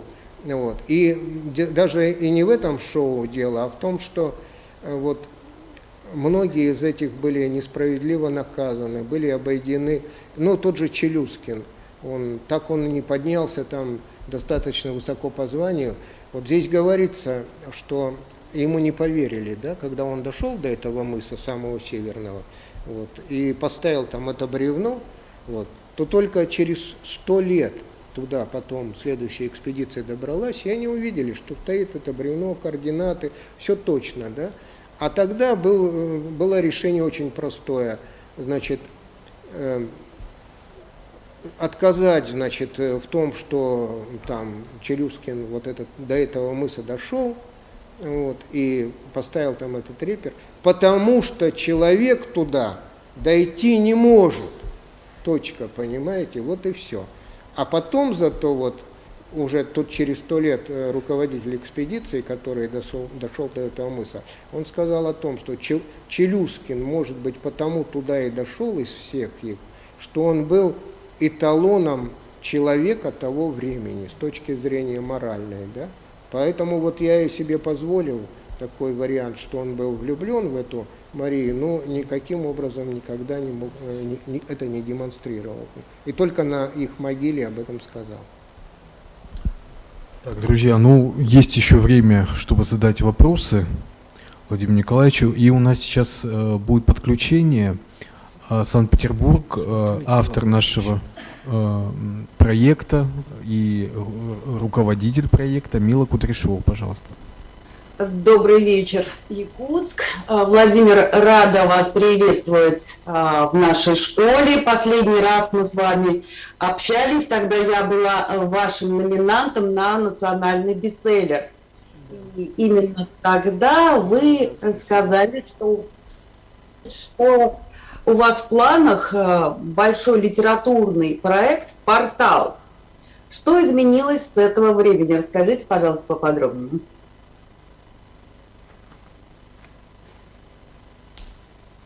Ну, во-первых, я вот занимался этим литературным порталом, да, вот, журналом литературным, который год назад был создан. Вот, и,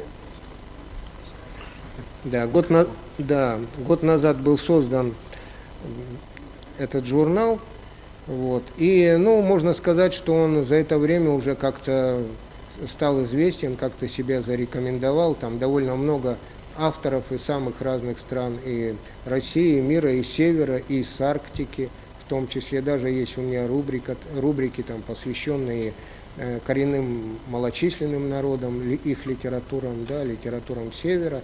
Вот. Это вот такая была большая работа. Ну и, кроме того, конечно, я продолжал какие-то свои писательские проекты. Вот у меня вышел тут небольшой сборник рассказов «Остров Аграфены». Вот. Ну, я продолжил писать эти рассказы. Какое-то количество рассказов написано. Я думаю, что через определенное время он выйдет. Есть 2 пьесы, которые пишутся. Вот. Есть еще много каких-то задумок. Есть продолжение романа «Сезон зверя», который я давным-давно обещаю написать, и все никак не могу его закончить. Вот. То есть есть какие-то проекты, может быть, непосредственной реализации вот в этом году и в прошлом не было, но очень много в работе. Я надеюсь, что скоро они как-то проявятся. Ну и вот пьеса, завтра премьера пьесы. Поздравляем вас с завтрашней премьерой, пользуясь случаем, Владимир Николаевич. Ну, желаем всем хорошего просмотра. Но мы еще не прощаемся, да, мы дальше беседуем. Пожалуйста, Мила, есть еще вопросы? Я бы хотела узнать поподробнее все-таки о литературном портале. Кого вы будете размещать? Могут ли там к вам постучаться молодые драматурги, писатели? По какому принципу, концепция? Конечно, могут. Как раз вот этот портал отличается от других, ну, может, потому что я сам частично драматург, да. Первое, что я сделал, я там открыл рубрику, в которой можно печатать пьесы. Вообще пьесы, как вы знаете, издания, даже и в том числе электронные, публикуют очень неохотно. Вот, издатели вообще их не печатают, да. А тут вот я такую возможность предоставил. Вот. Во-вторых, для молодых авторов там специально есть рубрика «Молодые голоса», в которой, значит, публикуется как раз вот такое нынешнее подрастающее поколение писателей. Вот. Поэтому, пожалуйста, пожалуйста, единственное условие, единственный критерий, чтобы это было талантливое произведение. Вот я стараюсь этого придерживаться. Хорошо, спасибо вам огромное. Спасибо и вам. Владимир Николаевич, а вот вы как редактор, вы читываете все материалы, которые вам поступают на вот, электронный портал? Приходится, да? приходится, да. успеваете? Там у вас же есть такая периодичность единственное, регулярная. что я себе позволяю, это не отвечать на те материалы, которые явно по уровню не подходят журналу. Вот. А так, конечно, я просматриваю, читаю все. И еще такой вот вопрос хотел тоже задать, Владимир Николаевич. Вот как вы представляете себе своего слушателя, читателя, зрителя? Потому что вот у вас, как у автора, который уже много произведений достаточно имеет, у вас уже сформированный зритель, который идет за вами, да? Вот ощущается, что они следят за вашим творчеством, всегда ждут премьеры, ждут новых произведений, новых книг. Вот как вы себе его представляете? Формируете ли вы этот образ? Или же просто вот творите вот, что у вас как бы есть на душе, вот то, что вы, скажем, хотите самореализоваться как творческий человек? Ну, что касается читателя, я, конечно, вернее, зрителя театрального, я, конечно, его представляю. Я даже более того, я, наверное, за эти годы знаю многих зрителей, потому что, опять же, зрители меня знают, подходят в театре, значит, что-то говорят там, да, как-то комментируют то, что они увидели. Я думаю, что зритель моих спектаклей – это человек, которого, ну, помимо чисто театральных каких-то там моментов, да, интересует история и вообще интересует Якутия и Сибирь, да, потому что у меня тоже ведь изначальный толчок был, значит, к написанию этих пьес, это желание рассказать о том, что знаю я, и поделиться этими знаниями с теми, кто их не знает, но кто интересуется, да, вот. И я знаю, что кого-то чисто эстетически эти спектакли, значит, трогают, волнуют и нравятся им. Я знаю, например, таких людей в Якутске, которые по 4 раза смотрели «Созвездие Марии», и 3 раза смотрели «Два берега одной победы». То есть они уже видели этот спектакль, но они все равно идут, чтобы вот эту атмосферу ощутить, да, вот. Поэтому я вот думаю, что это вот такой. Ну, что касается стихов, то, как всегда, понятно, что большая часть аудитории – это женская. Все-таки женщины читают стихов больше по отзывам, по, значит… Театральный зритель тоже, наверное, да? Ну, театральный, больше наверное, женщины, да? тоже, да. Ну, наверное, просто женщины как-то они это тоньше чувствуют, и вот какие-то до них эти ощущения доходят как-то, я не знаю, воспринимают они их. Есть ли у вас такие зрители, по которым вы, ну, как бы сверяете, вот, правильно, неправильно, и, ну, обычно это тоже бывает, когда, ну, родные люди, да, которым ты, как, ну, творческий человек, пытаешься показать, да, хотя бы ознакомить перед тем, как… Есть, конечно, есть, и потом я иногда свои произведения показываю, ну, не пьесы, конечно, пьесы мало любителей читать пьесы, да, вот. А вот прозаические или стихотворные я иногда показываю людям, которые, ну, вообще как бы не имеют отношения к литературе. Это может быть самый главный камертон, да. Вот, понравиться какому-то ценителю литературы это несложно, да, хотя тоже у него есть свои критерии. Но когда вот простой человек читает и говорит, да, это да, вот. И как ни странно, я вот у многих писателей об этом читал, вот, что они показывают пьесу, первый раз свои произведения именно не специалистам в области литературы, да. Почему? Потому что если простой человек прочитал, если это его заинтересовало, вот, конечно, иногда бывает, что хочется показать именно специалисту. У меня, например, так было, когда я написал роман «Сезон зверя», ну, те, кто его читал, знают, что там главные действующие лица – медведи, да, медведи, люди там. И вот я специально отдал специалистам, значит, одному… Зоологам, да? Ну, биологам отдавал, которые занимались медведями и занимаются изучением медведей, и отдавал фотографу, лучший, который считается Игорь Шпеленок, лучший фотограф медведей именно у нас в стране. И вот, ну, как ни странно, и от тех, и от других я получил положительные отзывы, потому что, наверное, потому что опять вот эти медвежьи истории я, как геолог по образованию, как человек, родившийся в тайге и выросший, я их собирал всю жизнь. и они реальные. Вот. И как-то вот для меня, конечно, я побаивался. Я побаивался, когда кандидат биологических наук, изучающий медведей, прочитал мою книгу, да, вот. Притом, первый раз он ее прочитал, когда мы даже не были знакомы. И мы оказались случайно вместе, и он произнес эту страшную для меня фразу, да, а я вот недавно прочитал роман Федорова «Сезон зверя». А мне его представляют, говорят, а это вот кандидат биологических наук, он занимается изучением медведей. А меня еще не представили. Я думаю, вот тут моя смерть и наступила, да? Сейчас он разнесет по этим. А он говорит, а знаете, я вот этот роман взял с собой на практику со студентами, когда мы поехали в тайгу, и каждый вечер читал им по одной главе. Он не зная меня это говорит. А тогда третий человек говорит, а ты знаешь, кому это рассказываешь? Что? Он говорит, кому? Тому человеку, который написал. Конечно, в этот момент я был готов от счастья подпрыгнуть. А потом, когда я уже написал более расширенный вариант этого романа, окончательный, я уже сознательно ему дал почитать его. Владимир Николаевич, ну вот всегда тоже, когда от зрителей идет какая-то ответная реакция, даже когда незнакомый человек подходит, это даже больше как-то трогает, да, тебя, когда просто подходят и хотят что-то поделиться о твоем произведении, какое впечатление произвело там, допустим. А был ли у вас такой опыт, когда, допустим, какая-то негативная реакция, какое-то несогласие было? Конечно, было такое? Конечно было. Но вот когда ты пишешь об истории, особенно пишешь пьесы, я сегодня говорил о том, что пьеса – это, к сожалению, вот такой мизерный объем, да? Это чуть побольше рассказа хорошего, вот.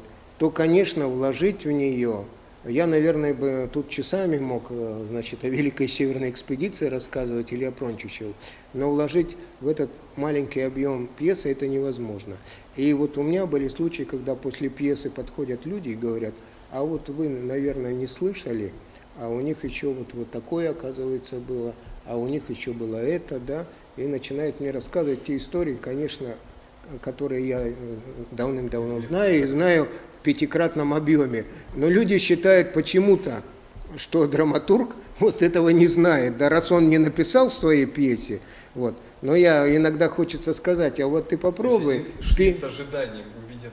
Это да, не увидели. Что они знают? Да, попробуй в 50 страниц вложи всю историю Великой Северной экспедиции, да, которая, между прочим, до сих пор является самой крупной экспедицией в мире, непревзойденной до сегодняшнего дня.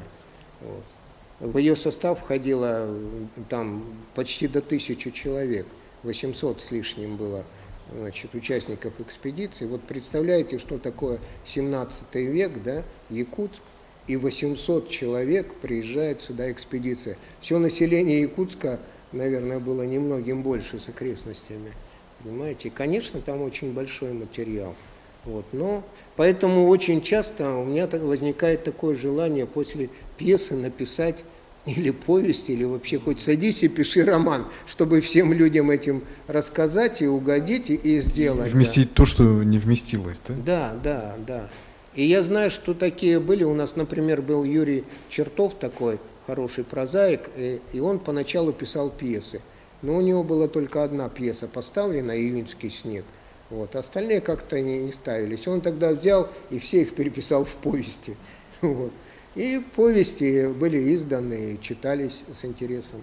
Владимир Николаевич, а у вас только исторический жанр, да, драматургии? В драматургии, и что касается детей, допустим, у меня же детские есть сказки, они, конечно, более такие современные детские сказки. Вот, кстати, тоже интересный момент, что вроде я известен как драматург, как автор русского драматического театра, да, но когда я написал подряд, там 2 года подряд написал сказки для Дворца детства города Якутска, и в первые же эти каникулы новогодние, как мне сказали, 18 тысяч детей посмотрело, значит, сказку, да, я подумал о том, что у меня в Большом театре среди взрослых, наверное, за все время не накопилось такое количество детей, зрителей. А здесь вот так. И тут, конечно, эти современные, есть у меня еще там одна непоставленная комедия, вот, тоже на современную тему написанная.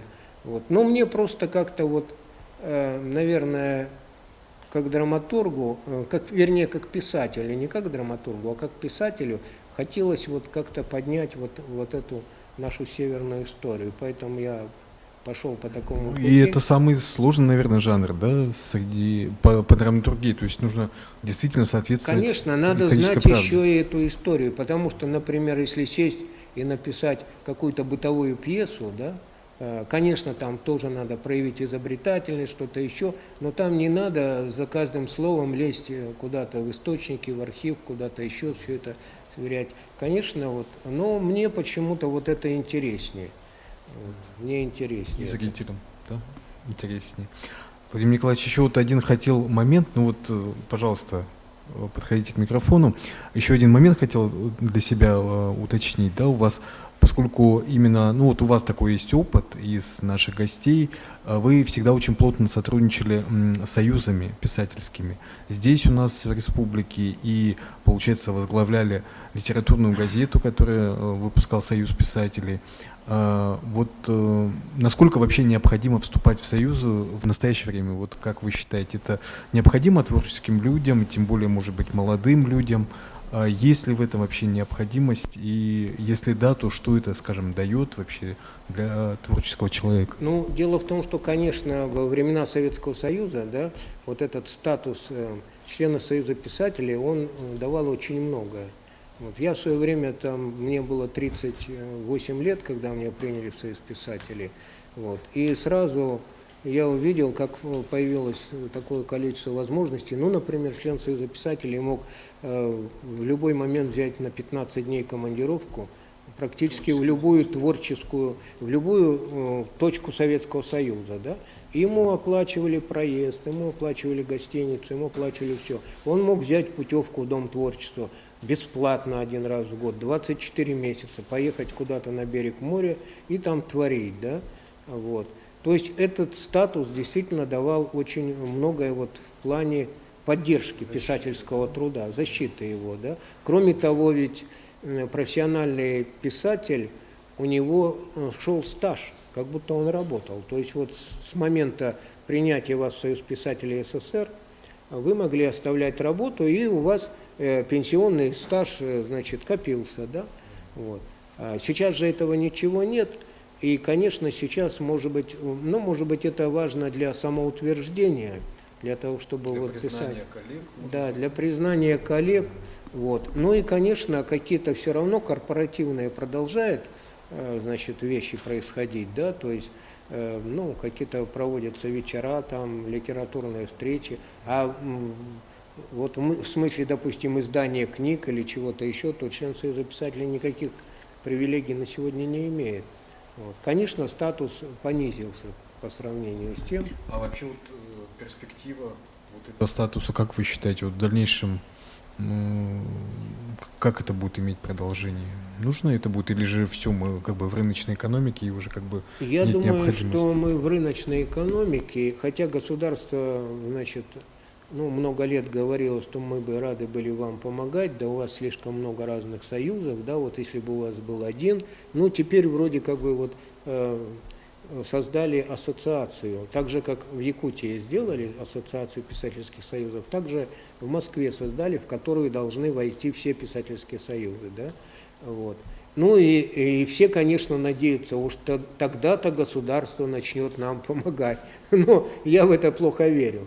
Вот. К сожалению, мы сейчас живем во времена такого капитализма, не самого хорошего, да, вот, который только-только формируется, дикий или полудикий, может быть, уже не 90-е годы, конечно, но и поэтому писатели, к сожалению, все вот на выживание. Почему у нас сегодня мало молодых писателей? Вот.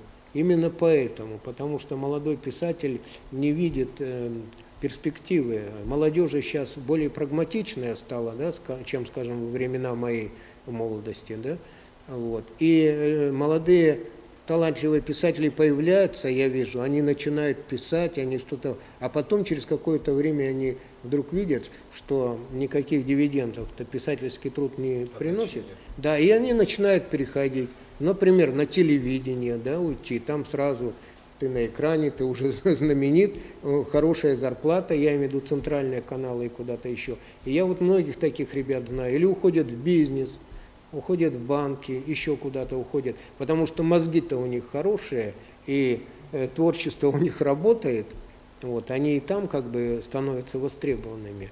Вот. Но, к сожалению, вот государственной какой-то поддержки нет.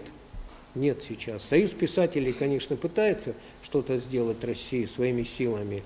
Вот. Слава Богу, что в автономных республиках, вот как Якутия, допустим, или в некоторых регионах, региональные власти поддерживают. Вы же знаете, что у нас регулярно здесь проводится раз в 2 года совещание молодых писателей. Да? Вот. Там есть Бичик, издательство, которое издает книги. Хотя бы не надо писателю платить свои деньги молодому. Я не говорю, что он на этом заработает что-то. Вот. Но вот пока ситуация такова, я не знаю, вряд ли она в ближайшее время изменится. Пожалуйста, Любовь Борисова, тоже наш сценарист и режиссер, да, фильмов. Вот я очень люблю вашу книгу «Воитель трех миров». Ну, это серия, да? И расскажите немного, вот, как вы работали над этой книгой, сбор информации. Первый вопрос. И второй, тоже столкнулась при написании сценариев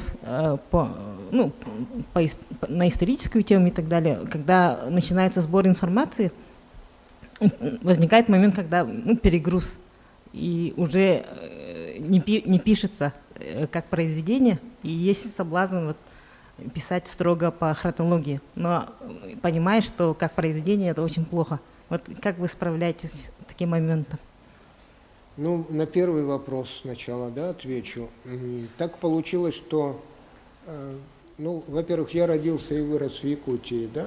Родился в маленьком поселочке Тастумус в Кобяйском районе. Вот. И в детстве я как-то не обращал на это внимания, но потом, значит, когда уже стал писать, вдруг вспомнил, что очень многие места вокруг были связаны, Аюн-Хая, Шаманская гора, на которой был поселок, там, Аюн-Янахтах, по-якутски, наверное, немножко звучит по-другому, кости, да, Аюн-Аян, Аюн что-то еще. То есть получалось в детстве в каком-то жил таком шаманском оазисе. Вот. И потом, значит, конечно, в каком-то возрасте стал этим интересоваться. Вот. И когда пришел работать в газету, как раз вот тут ушла цензура наконец-то, да, в 90-е годы, можно было обо всем писать. Я был как раз создателем в газете Якутии рубрики «Аура», где вот и об эти паранормальные, значит, явления, шаманы, все это у нас пошли. И я стал с многими людьми встречаться, вот, с какими-то шаманами, с учениками, с кем-то, с людьми, которым занимался. Вот, конечно, там немало людей было и таких, значит, с пулей в голове там, да, каких-то, но это можно было отсеивать. Вот. Но материал этот собирался. Вот. И потом вдруг в один прекрасный день мне главный редактор издательства «Вечи» московское, они выпускали такую книги серия «Великие тайны». И они говорят, вот о Якутии мы хотим выпустить книгу «Великие тайны». Какие там великие тайны? Что можно сделать? Что вот ты можешь делать? Я говорю, шаманизм. И, значит, так книга и «Великие тайны шаманизма», да, в Москве вышла. А когда она вышла в Москве, то вот здесь вот эти книги, о которых вы говорите, они потом уже в Якутске были переизданы. Вот. Это в начале 2000-х годов. Ну и, конечно, эта информация потом, как всегда бывает, вот как вы говорите, она начинает к тебе стекаться, да? Когда ты чем-то... Я много раз замечал, что когда интенсивно над какой-то темой работаешь, вдруг появляются люди, которые приходят к тебе, приносят какие-то книжки, рассказывают какие-то истории. Приезжаю в какой-то район, мне говорят, в село, мне говорят, а у нас вот тут в 20 километров шаманский самострел стоит, мы как раз завтра туда собрались, не хочешь поехать? Конечно, хочу. И вот произошло вот такое, что этот материал стал как-то собираться, и я Значит, сейчас, конечно, его еще больше стало, и по идее вот эти книги надо как бы дописать, вот, или уже другие материалы сделать, потому что бывало такое, что одна история, которая в книге, значит, обозначена, вдруг потом она получала продолжение. Вдруг я оказывался в том месте, о котором я написал, да, и там нечто такое происходило, что я задумывался даже, вот, я же в этой книге сделал там, да, то есть в одном месте я, история сплавлялся по реке, ночью сплавляемся, все, и потом мне говорят, раз там в одном месте с берега кричат, выходи на берег, значит, есть такой тут Федоров, да, ему срочно в Якутск вызывают, но я был редактором газеты уже, вот, у него завтра встреча с президентом, завтра утром самолет прилетит, вот, и вытаскивает меня именно на то место, где я написал историю, связанную с одним шаманом.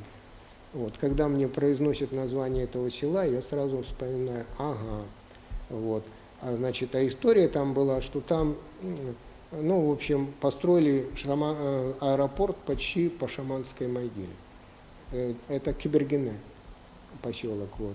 И потом как, а это в советские времена было, и потом как, значит, самолеты не могли взлететь, там аварии и все остальное, за деньги райкома партии, бюро пропаганды, значит, вернее, отдела пропаганды, купили жертвенного бычка, представляете, в советское время тайно провели обряд, значит, да, вот тогда очередной самолет взлетел.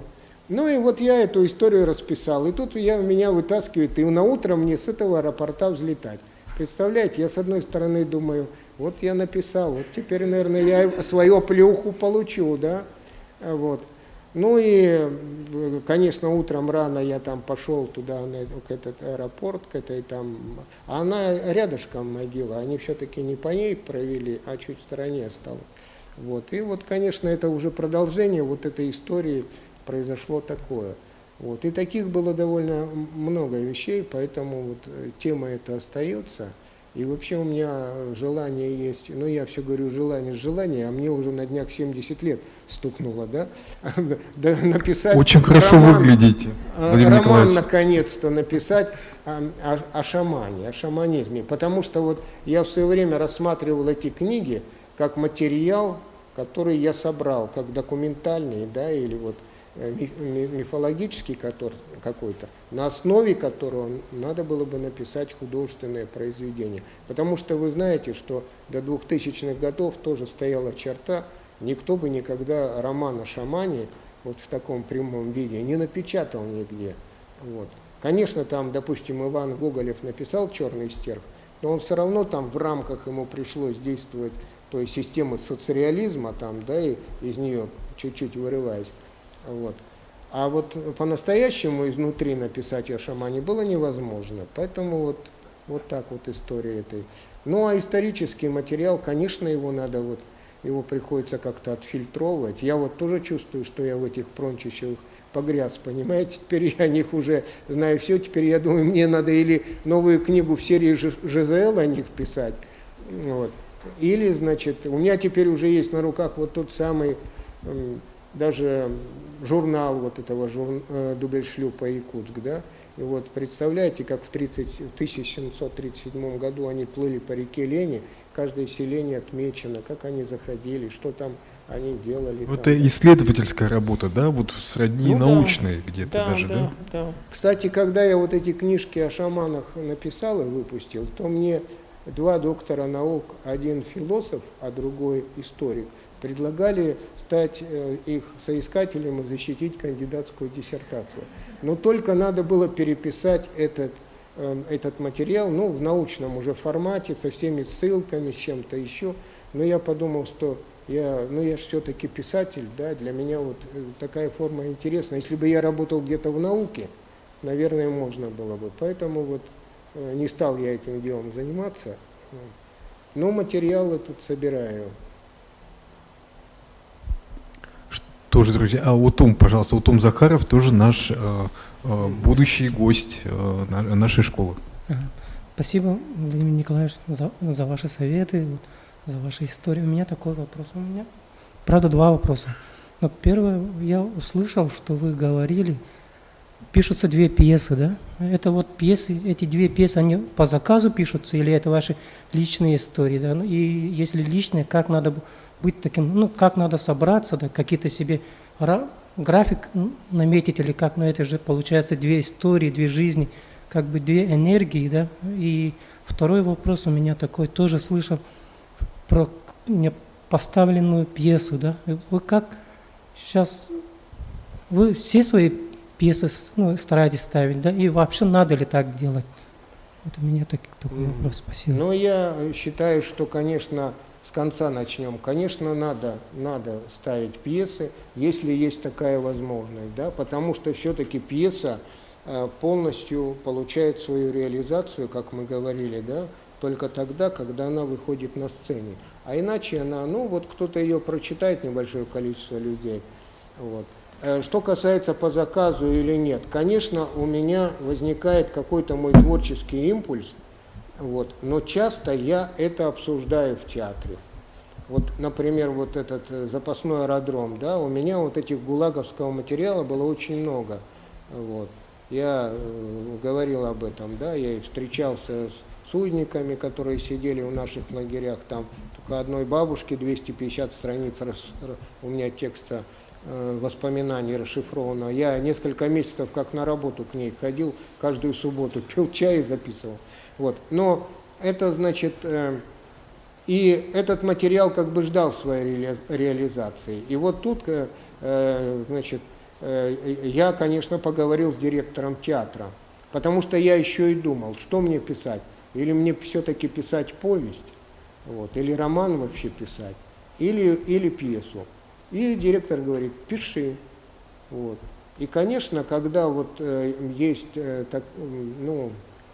такая вероятность и возможность для драматурга, да, конечно, это хорошо.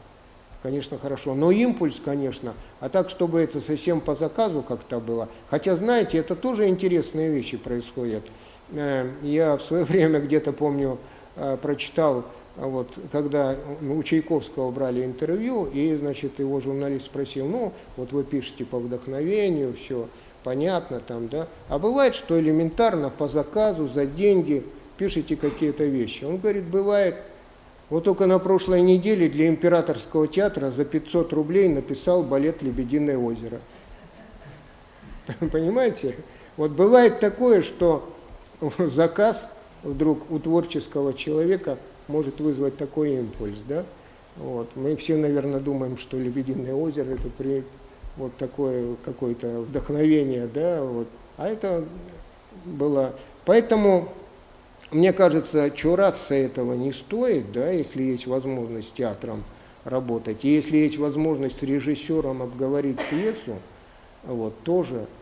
Я знаю, что есть тоже такие режиссеры, которые очень любят диктовать драматургам, да. Я вот этого, допустим, не люблю, мне не нравится такая работа. А некоторым режиссерам, вот он будет ходить по сцене, там что-то, это, а вот драматург должен сидеть на краешке сцены и записывать это, да, и потом, значит, это представить как пьесу. Вот. Я считаю, что я все-таки предпочитаю вот так, написать свою пьесу, отдать и убежать. Пусть не делают. Завтра такой случай, да? Да, завтра такой случай будет, да. Вот. Хотя вот завтра эта пьеса, мы, конечно, с директором театра обговаривали, с Лобановым, тем более, что вы все знаете, что был спектакль «Два берега одной победы», и вот тогда же возникла мысль, значит, ну хорошо, летчики летали, а как на земле было, кто вот эти аэродромы строил, как строил, вот. И потом мне, знаете, вот захотелось написать пьесу, в которой бы было много действующих лиц женщин. Потому что, вот, поскольку я пишу об истории, да, обо всех первооткрывателей, я пишу, то у меня в основном герои же мужчины. Вот, и всегда при постановке моих пьес это дефицит мужчин бывает, но, значит, из труппы и там пятая или какая-то часть не может быть занята, женская. А женщин всегда в каждом театре, вы знаете, больше. Да? И вот тут мне захотелось, чтобы вот, как-то все сошлось. Хотя я, конечно, специально это не придумывал. Вот, но Вот так получилось. Поэтому, если завтра вы придете в спектакль русский, то вы всю женскую труппу, я надеюсь, увидите вот, в роли героинь. Ну, наверное, я ответил, да? Вот еще 2 пьесы, да, одновременно. Ну, вот так можно тоже работать, на мой взгляд. Иногда бывает, может быть, я еще потому, что я как бы работаю как писатель в разных жанрах, да, и я чувствую, что иногда мне это мешает. Иногда мне это мешает, потому что ты, например, садишься, тебе надо писать пьесу, а вдруг у тебя стихотворение рождается, которое, но его нельзя не записать, потому что потом оно может второй раз к тебе не прийти. Вот. И я просто как бы стараюсь, когда возникает тема, то я стараюсь найти адекватный жанр для этой темы. Потому что, например, если человек пишет только стихи, умеет писать только стихи, да, с одной стороны замечательно, он может быть великим поэтом, но с другой стороны, когда он видит какой-то сюжет, он начинает писать длинную, скучную поэму, понимаете, потому что он не умеет другого делать. А можно было написать рассказ, или можно было написать повесть. Поэтому в зависимости от этого. И иногда, если какая-то тема не идет, вот ответ на ваш вопрос, или стихи, я никогда им, как говорится, не выкручиваю руки, да. Нет, я тебя сегодня допишу. Но не идет, я откладываю. Наступит какой-то день, когда, значит, тебе захочется самому это дописать. И так со стихами. У меня очень много бывает таких стихов, которые не дописаны до конца. Потом я их перелистываю время от времени, возвращаюсь к ним. И также тут вот я вижу, что я с этой пьесой у меня что-то не идет, но отложил я ее. Я знаю, что многие известные писатели-романисты, допустим, да, когда вот они написали большой роман, и у них какая-то пауза возникает, и обязательно нужно, чтобы этот роман, так же, как и пьеса, чтобы отлежались какое-то время. У кого-то 4 недели, у кого-то месяц, у кого-то, я, значит, смотрел по-разному этому, да, то есть надо просто положить в ящик, никому не показывать. После этого взять, но пока у тебя 4 недели лежит в ящике твой роман, что тебе делать? Вот садись, пиши стихи. Или пиши что-нибудь другое, не связанное только с этим романом. А этот роман пусть, как говорится, отдыхает. Да? И когда ты его возьмешь, ты увидишь сразу все многие свои недочеты и ошибки. Вот, потому что, когда постоянно работаешь, глаз замыливается и чувство. Вот, поэтому вот таким образом можно. Конечно, там невозможно, чтобы 2 пьесы лежали и двумя руками писать. А вот чередовать можно. Владимир Николаевич, ну вот последний, наверное, завершающий вопрос. Не могу его не задать. Вообще, пользуясь случаем, хочу поблагодарить вас за то, что в 2003 году студента отделения журналистики вы приняли на работу, будучи главным редактором, в ежедневную общереспубликанскую газету «Якутия». И ну, это было для меня таким тоже большим доверием. И, скажем, был сложный период такой, который нужно было преодолеть, но который, конечно, очень много дал для развития. И, конечно, вот эта редакционная атмосфера в газете «Якутия», она была особой, когда мы, вот здесь тоже присутствует и Елена, да, Анна, которая... Главная наставница Славы, когда он студентом к нам пришел. Да, Елена я просто Степанова. говорю Славы... Анна Пшенникова тоже вместе с нами работала в одно время. Поэтому, как раз-таки творческому человеку дает очень много такое обсуждение именно, тех тем, профессиональных тем, которые важны, и вообще всей той жизни, которая нас окружает, да, которая тоже отображается в журналистике или вообще в отражении реальной жизни, которую мы видим в искусстве.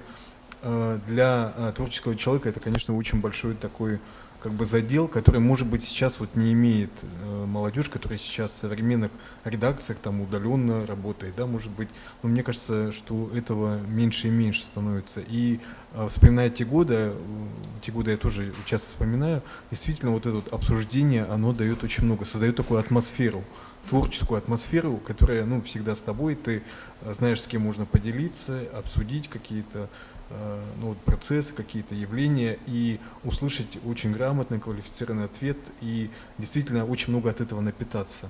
Вот для вас сейчас вот что создает такую атмосферу, с кем вы обсуждаете, и где вот можно вообще такое обсуждение найти? Можно ли его найти в интернете, допустим? Как вы считаете? Ну, конечно, для молодого писателя это очень важно. Да? Я помню, во времена нашей молодости говорили так, наверное, но сейчас, может быть, это немножко не так, что все писатели начинают в каком-то литобъединении, в каком-то коллективе, а заканчивают в одиночку. То есть на стадии вот становления, да? Да, на стадии учебы литературной коллектив очень полезен, да. И вот, допустим, когда я в литературный институт поступил, вот, там же мы друг друга не знали. Мало того, что когда пришли на первые занятия, это бывшие конкуренты, абитуриенты. 1800 человек, значит, подали заявление на творческий конкурс, 100 человек вызвали на экзамене, значит, и 40 приняли. Вот, в том числе 20 на поэзию. Вот. И, конечно, вот этот абитуриентский запал и конкуренция, которая еще жила, она в первое время очень сильно проявлялась. То есть поднимается человек, читает стихи, и тут же на него 19 остальных набрасывается. Да? И без всякой жалости начинает его: это у тебя не так, это не так, да ты вообще не поэт, там что-то еще, с такой категоричностью молодости. Да? Вот. И, ну, это так называлась тогда школа литературного битья. И эта школа литературного битья тоже была полезна. С одной стороны, у тебя шкура становилась толще, вот, с другой стороны, среди вот этих многих, значит, к тебе претензий или многой критики, были какие-то полезные зерна, которые ты, не соглашаясь сразу, потом понимал, воспринимал. Да? Вот. Но преподаватели, тогда преподаватели выступали в роли, значит, ну, рефери какого-то, да, останавливали вот этих все. Вот. А потом, когда однажды преподаватель нам рассказал, а он говорит, а к 5-му курсу у нас возникает другая проблема. К 5-му курсу кто бы ни поднялся, что бы ни прочитал, тут же весь курс поднимается: ну ты, Петя, просто гений, ты все, понимаете, у них уже человеческие отношения превалируют над литературными, да, и он говорит, и тогда вот преподаватель выступает в роли вот этого человека, критика. Поэтому это очень важно пройти. Наверное, когда уже человек в возрасте, допустим, как я, да, уже мне, во-первых, наверное, поздно уже учить и переделывать. Вот. Но все равно я прислушаюсь к мнениям. Вот я, например, очень хорошо запомнил, вот у меня книга стихов вышла «Летящие тетради». Вот. И пришла одна бабушка, литературный критик, значит, такая уже в возрасте солидном, и сказала: вот я прочитала всю вашу книжечку, а вот там к 2 словам у меня к вам претензии есть, да? И, значит, я-то посчитал, что это слово, такая форма слова существует. А она сказала, что нет, вот, голубчик, такого нет. Я запомнил, я теперь до сих пор, когда эту книгу держу в руках, я помню, что у меня в этой книге есть 2 прокола, да, которые, если я буду переиздавать эти стихи, я их обязательно поменяю. Также, вот, например, вот в этой книге, которую я хочу подарить, вот, есть, значит, ну, «Ангелы 12-го года», она вся посвящена войне 812 года, стихи. Вот. Но здесь есть одно стихотворение, я под влиянием, значит, своего соседа-офицера написал там, да, вот, а он вспомнил вдруг там это же время и говорил, что там, значит, к барышням было такое отношение, что, значит, и говорили: прелесть какая глупенькая, или боже, какая дура. И вот я этот рефрен взял и значит, написал стихотворение. Вот. Ну и, а потом вдруг, значит, звонят одна дама, потом другая, потом кто-то написал: вы бы поменьше своего соседа слушали. Значит, да? То есть они восприняли вот это. А теперь вот я думаю, ну что, вырывать это стихотворение отсюда, что ли? Но с другой стороны, другое стихотворение напечатано, оно не виновато. Вот. И потом это, значит, я там «Покаяние отставного майора» называется. Вот. Поэтому, конечно, когда вот кто-то что-то говорит, Тем более, что в зрелом возрасте уже, наверное, нет такой сразу реакции, да ты сам типа ничего не понимаешь, да? Вот. Я, конечно, стараюсь прислушиваться, вот. И особенно, когда посторонние люди говорят. Вот. Это очень важно. И часто такие замечания точные бывают. Владимир Николаевич, ну вот нам нужно выбрать победителей нашего конкурса и распределить наши призы.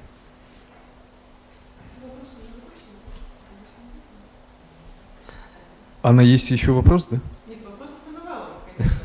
Но есть один вопрос вот такой. По-моему, именно Микрофон, пожалуйста. По-моему, именно по этой книге в Москве поставили спектакль. Вот по стихотворному сборнику поставлен спектакль, так? То есть вот чуть-чуть расскажите, если есть возможность. У нас есть же, да, время еще? Ну, это даже была книга, которая перед ней вышла. Она была чуть поменьше, там стихов было чуть поменьше. «Такова судьба гусарская» книга. Ну, то есть это все тоже интересный момент, что однажды мой композитор, ему нужно было написать гусарский романс. И он пришел и сказал: напиши мне стихотворение. И тут есть одно стихотворение, которое так и называется «Гусарский романс». Он действительно написал романс, да? Но я попался на какую-то удочку. Вот, написав один раз это стихотворение, я вдруг стал писать, и как бы заигрался, что ли, в эту игру. Вот, и, ну и вот 10, 20, 30, 50, 100 стихотворений. И, в принципе, это сложилась как бы судьба. Вот мой герой, он где-то там родился в начале, значит, вернее, в конце 1700-х годов, ну, то есть к войне 812 года он был молодым человеком, да, и служил в гусарах. Вот. И, конечно, я стал что-то читать об этом, вот, какие-то исторические, в первую очередь, документы, да, кто такие гусары, что они были. Конечно, мы все знаем, перед нами стоит образ какой-то гусара, да, вот. И, конечно, опять же, я представлял себя им, да, вошел в этот образ, вот, да, и вот он, даже художница на меня одела здесь кивер, вот. Очки, правда, не убрала, надо было бы убрать очки, вот. Ну вот, так вот получилось, заигравшись в эту игру, а тут, конечно, оказалось материала, потому что тут и какие-то столкновения, тут и любовь, там, да, тут и, значит, и неприятели, и все остальное. Я тоже не думал, что, может быть, этого хватит для того, чтобы сделать спектакль. Но вот актерам, значит, такой есть Московский молодежный театр имени Лермонтова, вот, их режиссеру показалось, что это достаточно, и они сделали спектакль. Они назвали его «Париж 14 года», потому что у меня здесь есть такое стихотворение «Письмо из Парижа».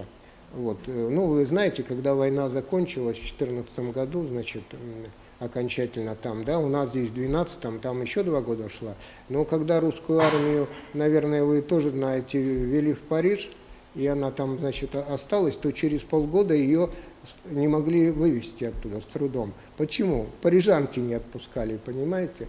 Вот. И вот у меня «Письмо захватчика» называется. Вот, значит, какие захватчики были, да? Ну и вы знаете, что там даже русские слова вошли в французский язык, многие, да? Вот. Ну и вот так вот возник у них такой спектакль. Так что, Аня, придется одну книжку точно тебе подписать. У тебя это такой нет, «Ангел 12»? У меня вот тут есть старый. Маленький, да? Ну вот здесь больше. И здесь это стихотворение есть, про которое я рассказывал. Принимаю с благодарностью.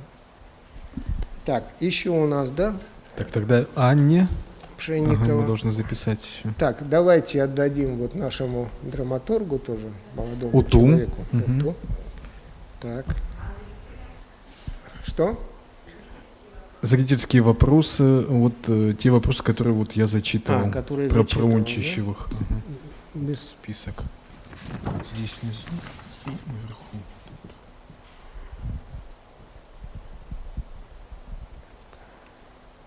Про перезахоронение там было. Ну, давайте вот насчет перезахоронения, да, потому что он как бы вызвал. Это кто у нас? Так, это Анна Крыловецкая. Еще одна она. Так, тогда, наверное, ты мне напиши на какой-то бумажке фамилии, имена эти.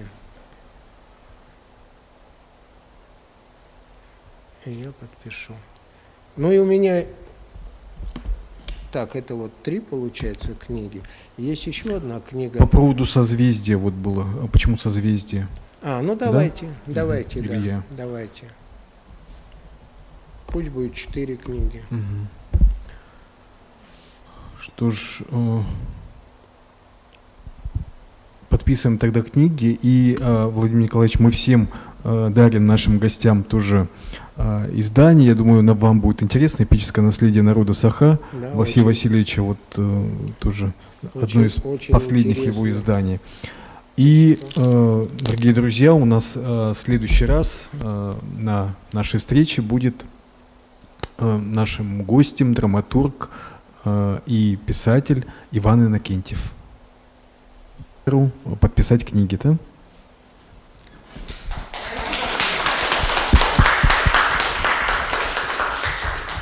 Владимир Николаевич, поздравляем вас с прошедшим 70-летием. Действительно, у нас авторы тоже как-то удивляют, да, своим возрастом.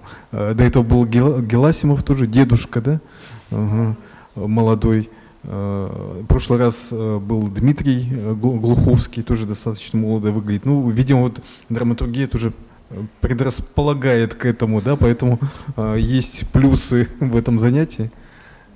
И, конечно, вот с предстоящей премьерой, завтра тоже все в ожидании, конечно, будем ожидать очередного события на сцене Русского театра. И действительно, каждый спектакль становится таким эпохальным вообще в истории развития театрального искусства нашей республики. И большую ценность имеет именно на сцене Русского драматического театра в исполнении наших любимых артистов. Я тоже считаю, что мне очень повезло, что вот я нашел такой театр, где я оказался востребованным со своей темой.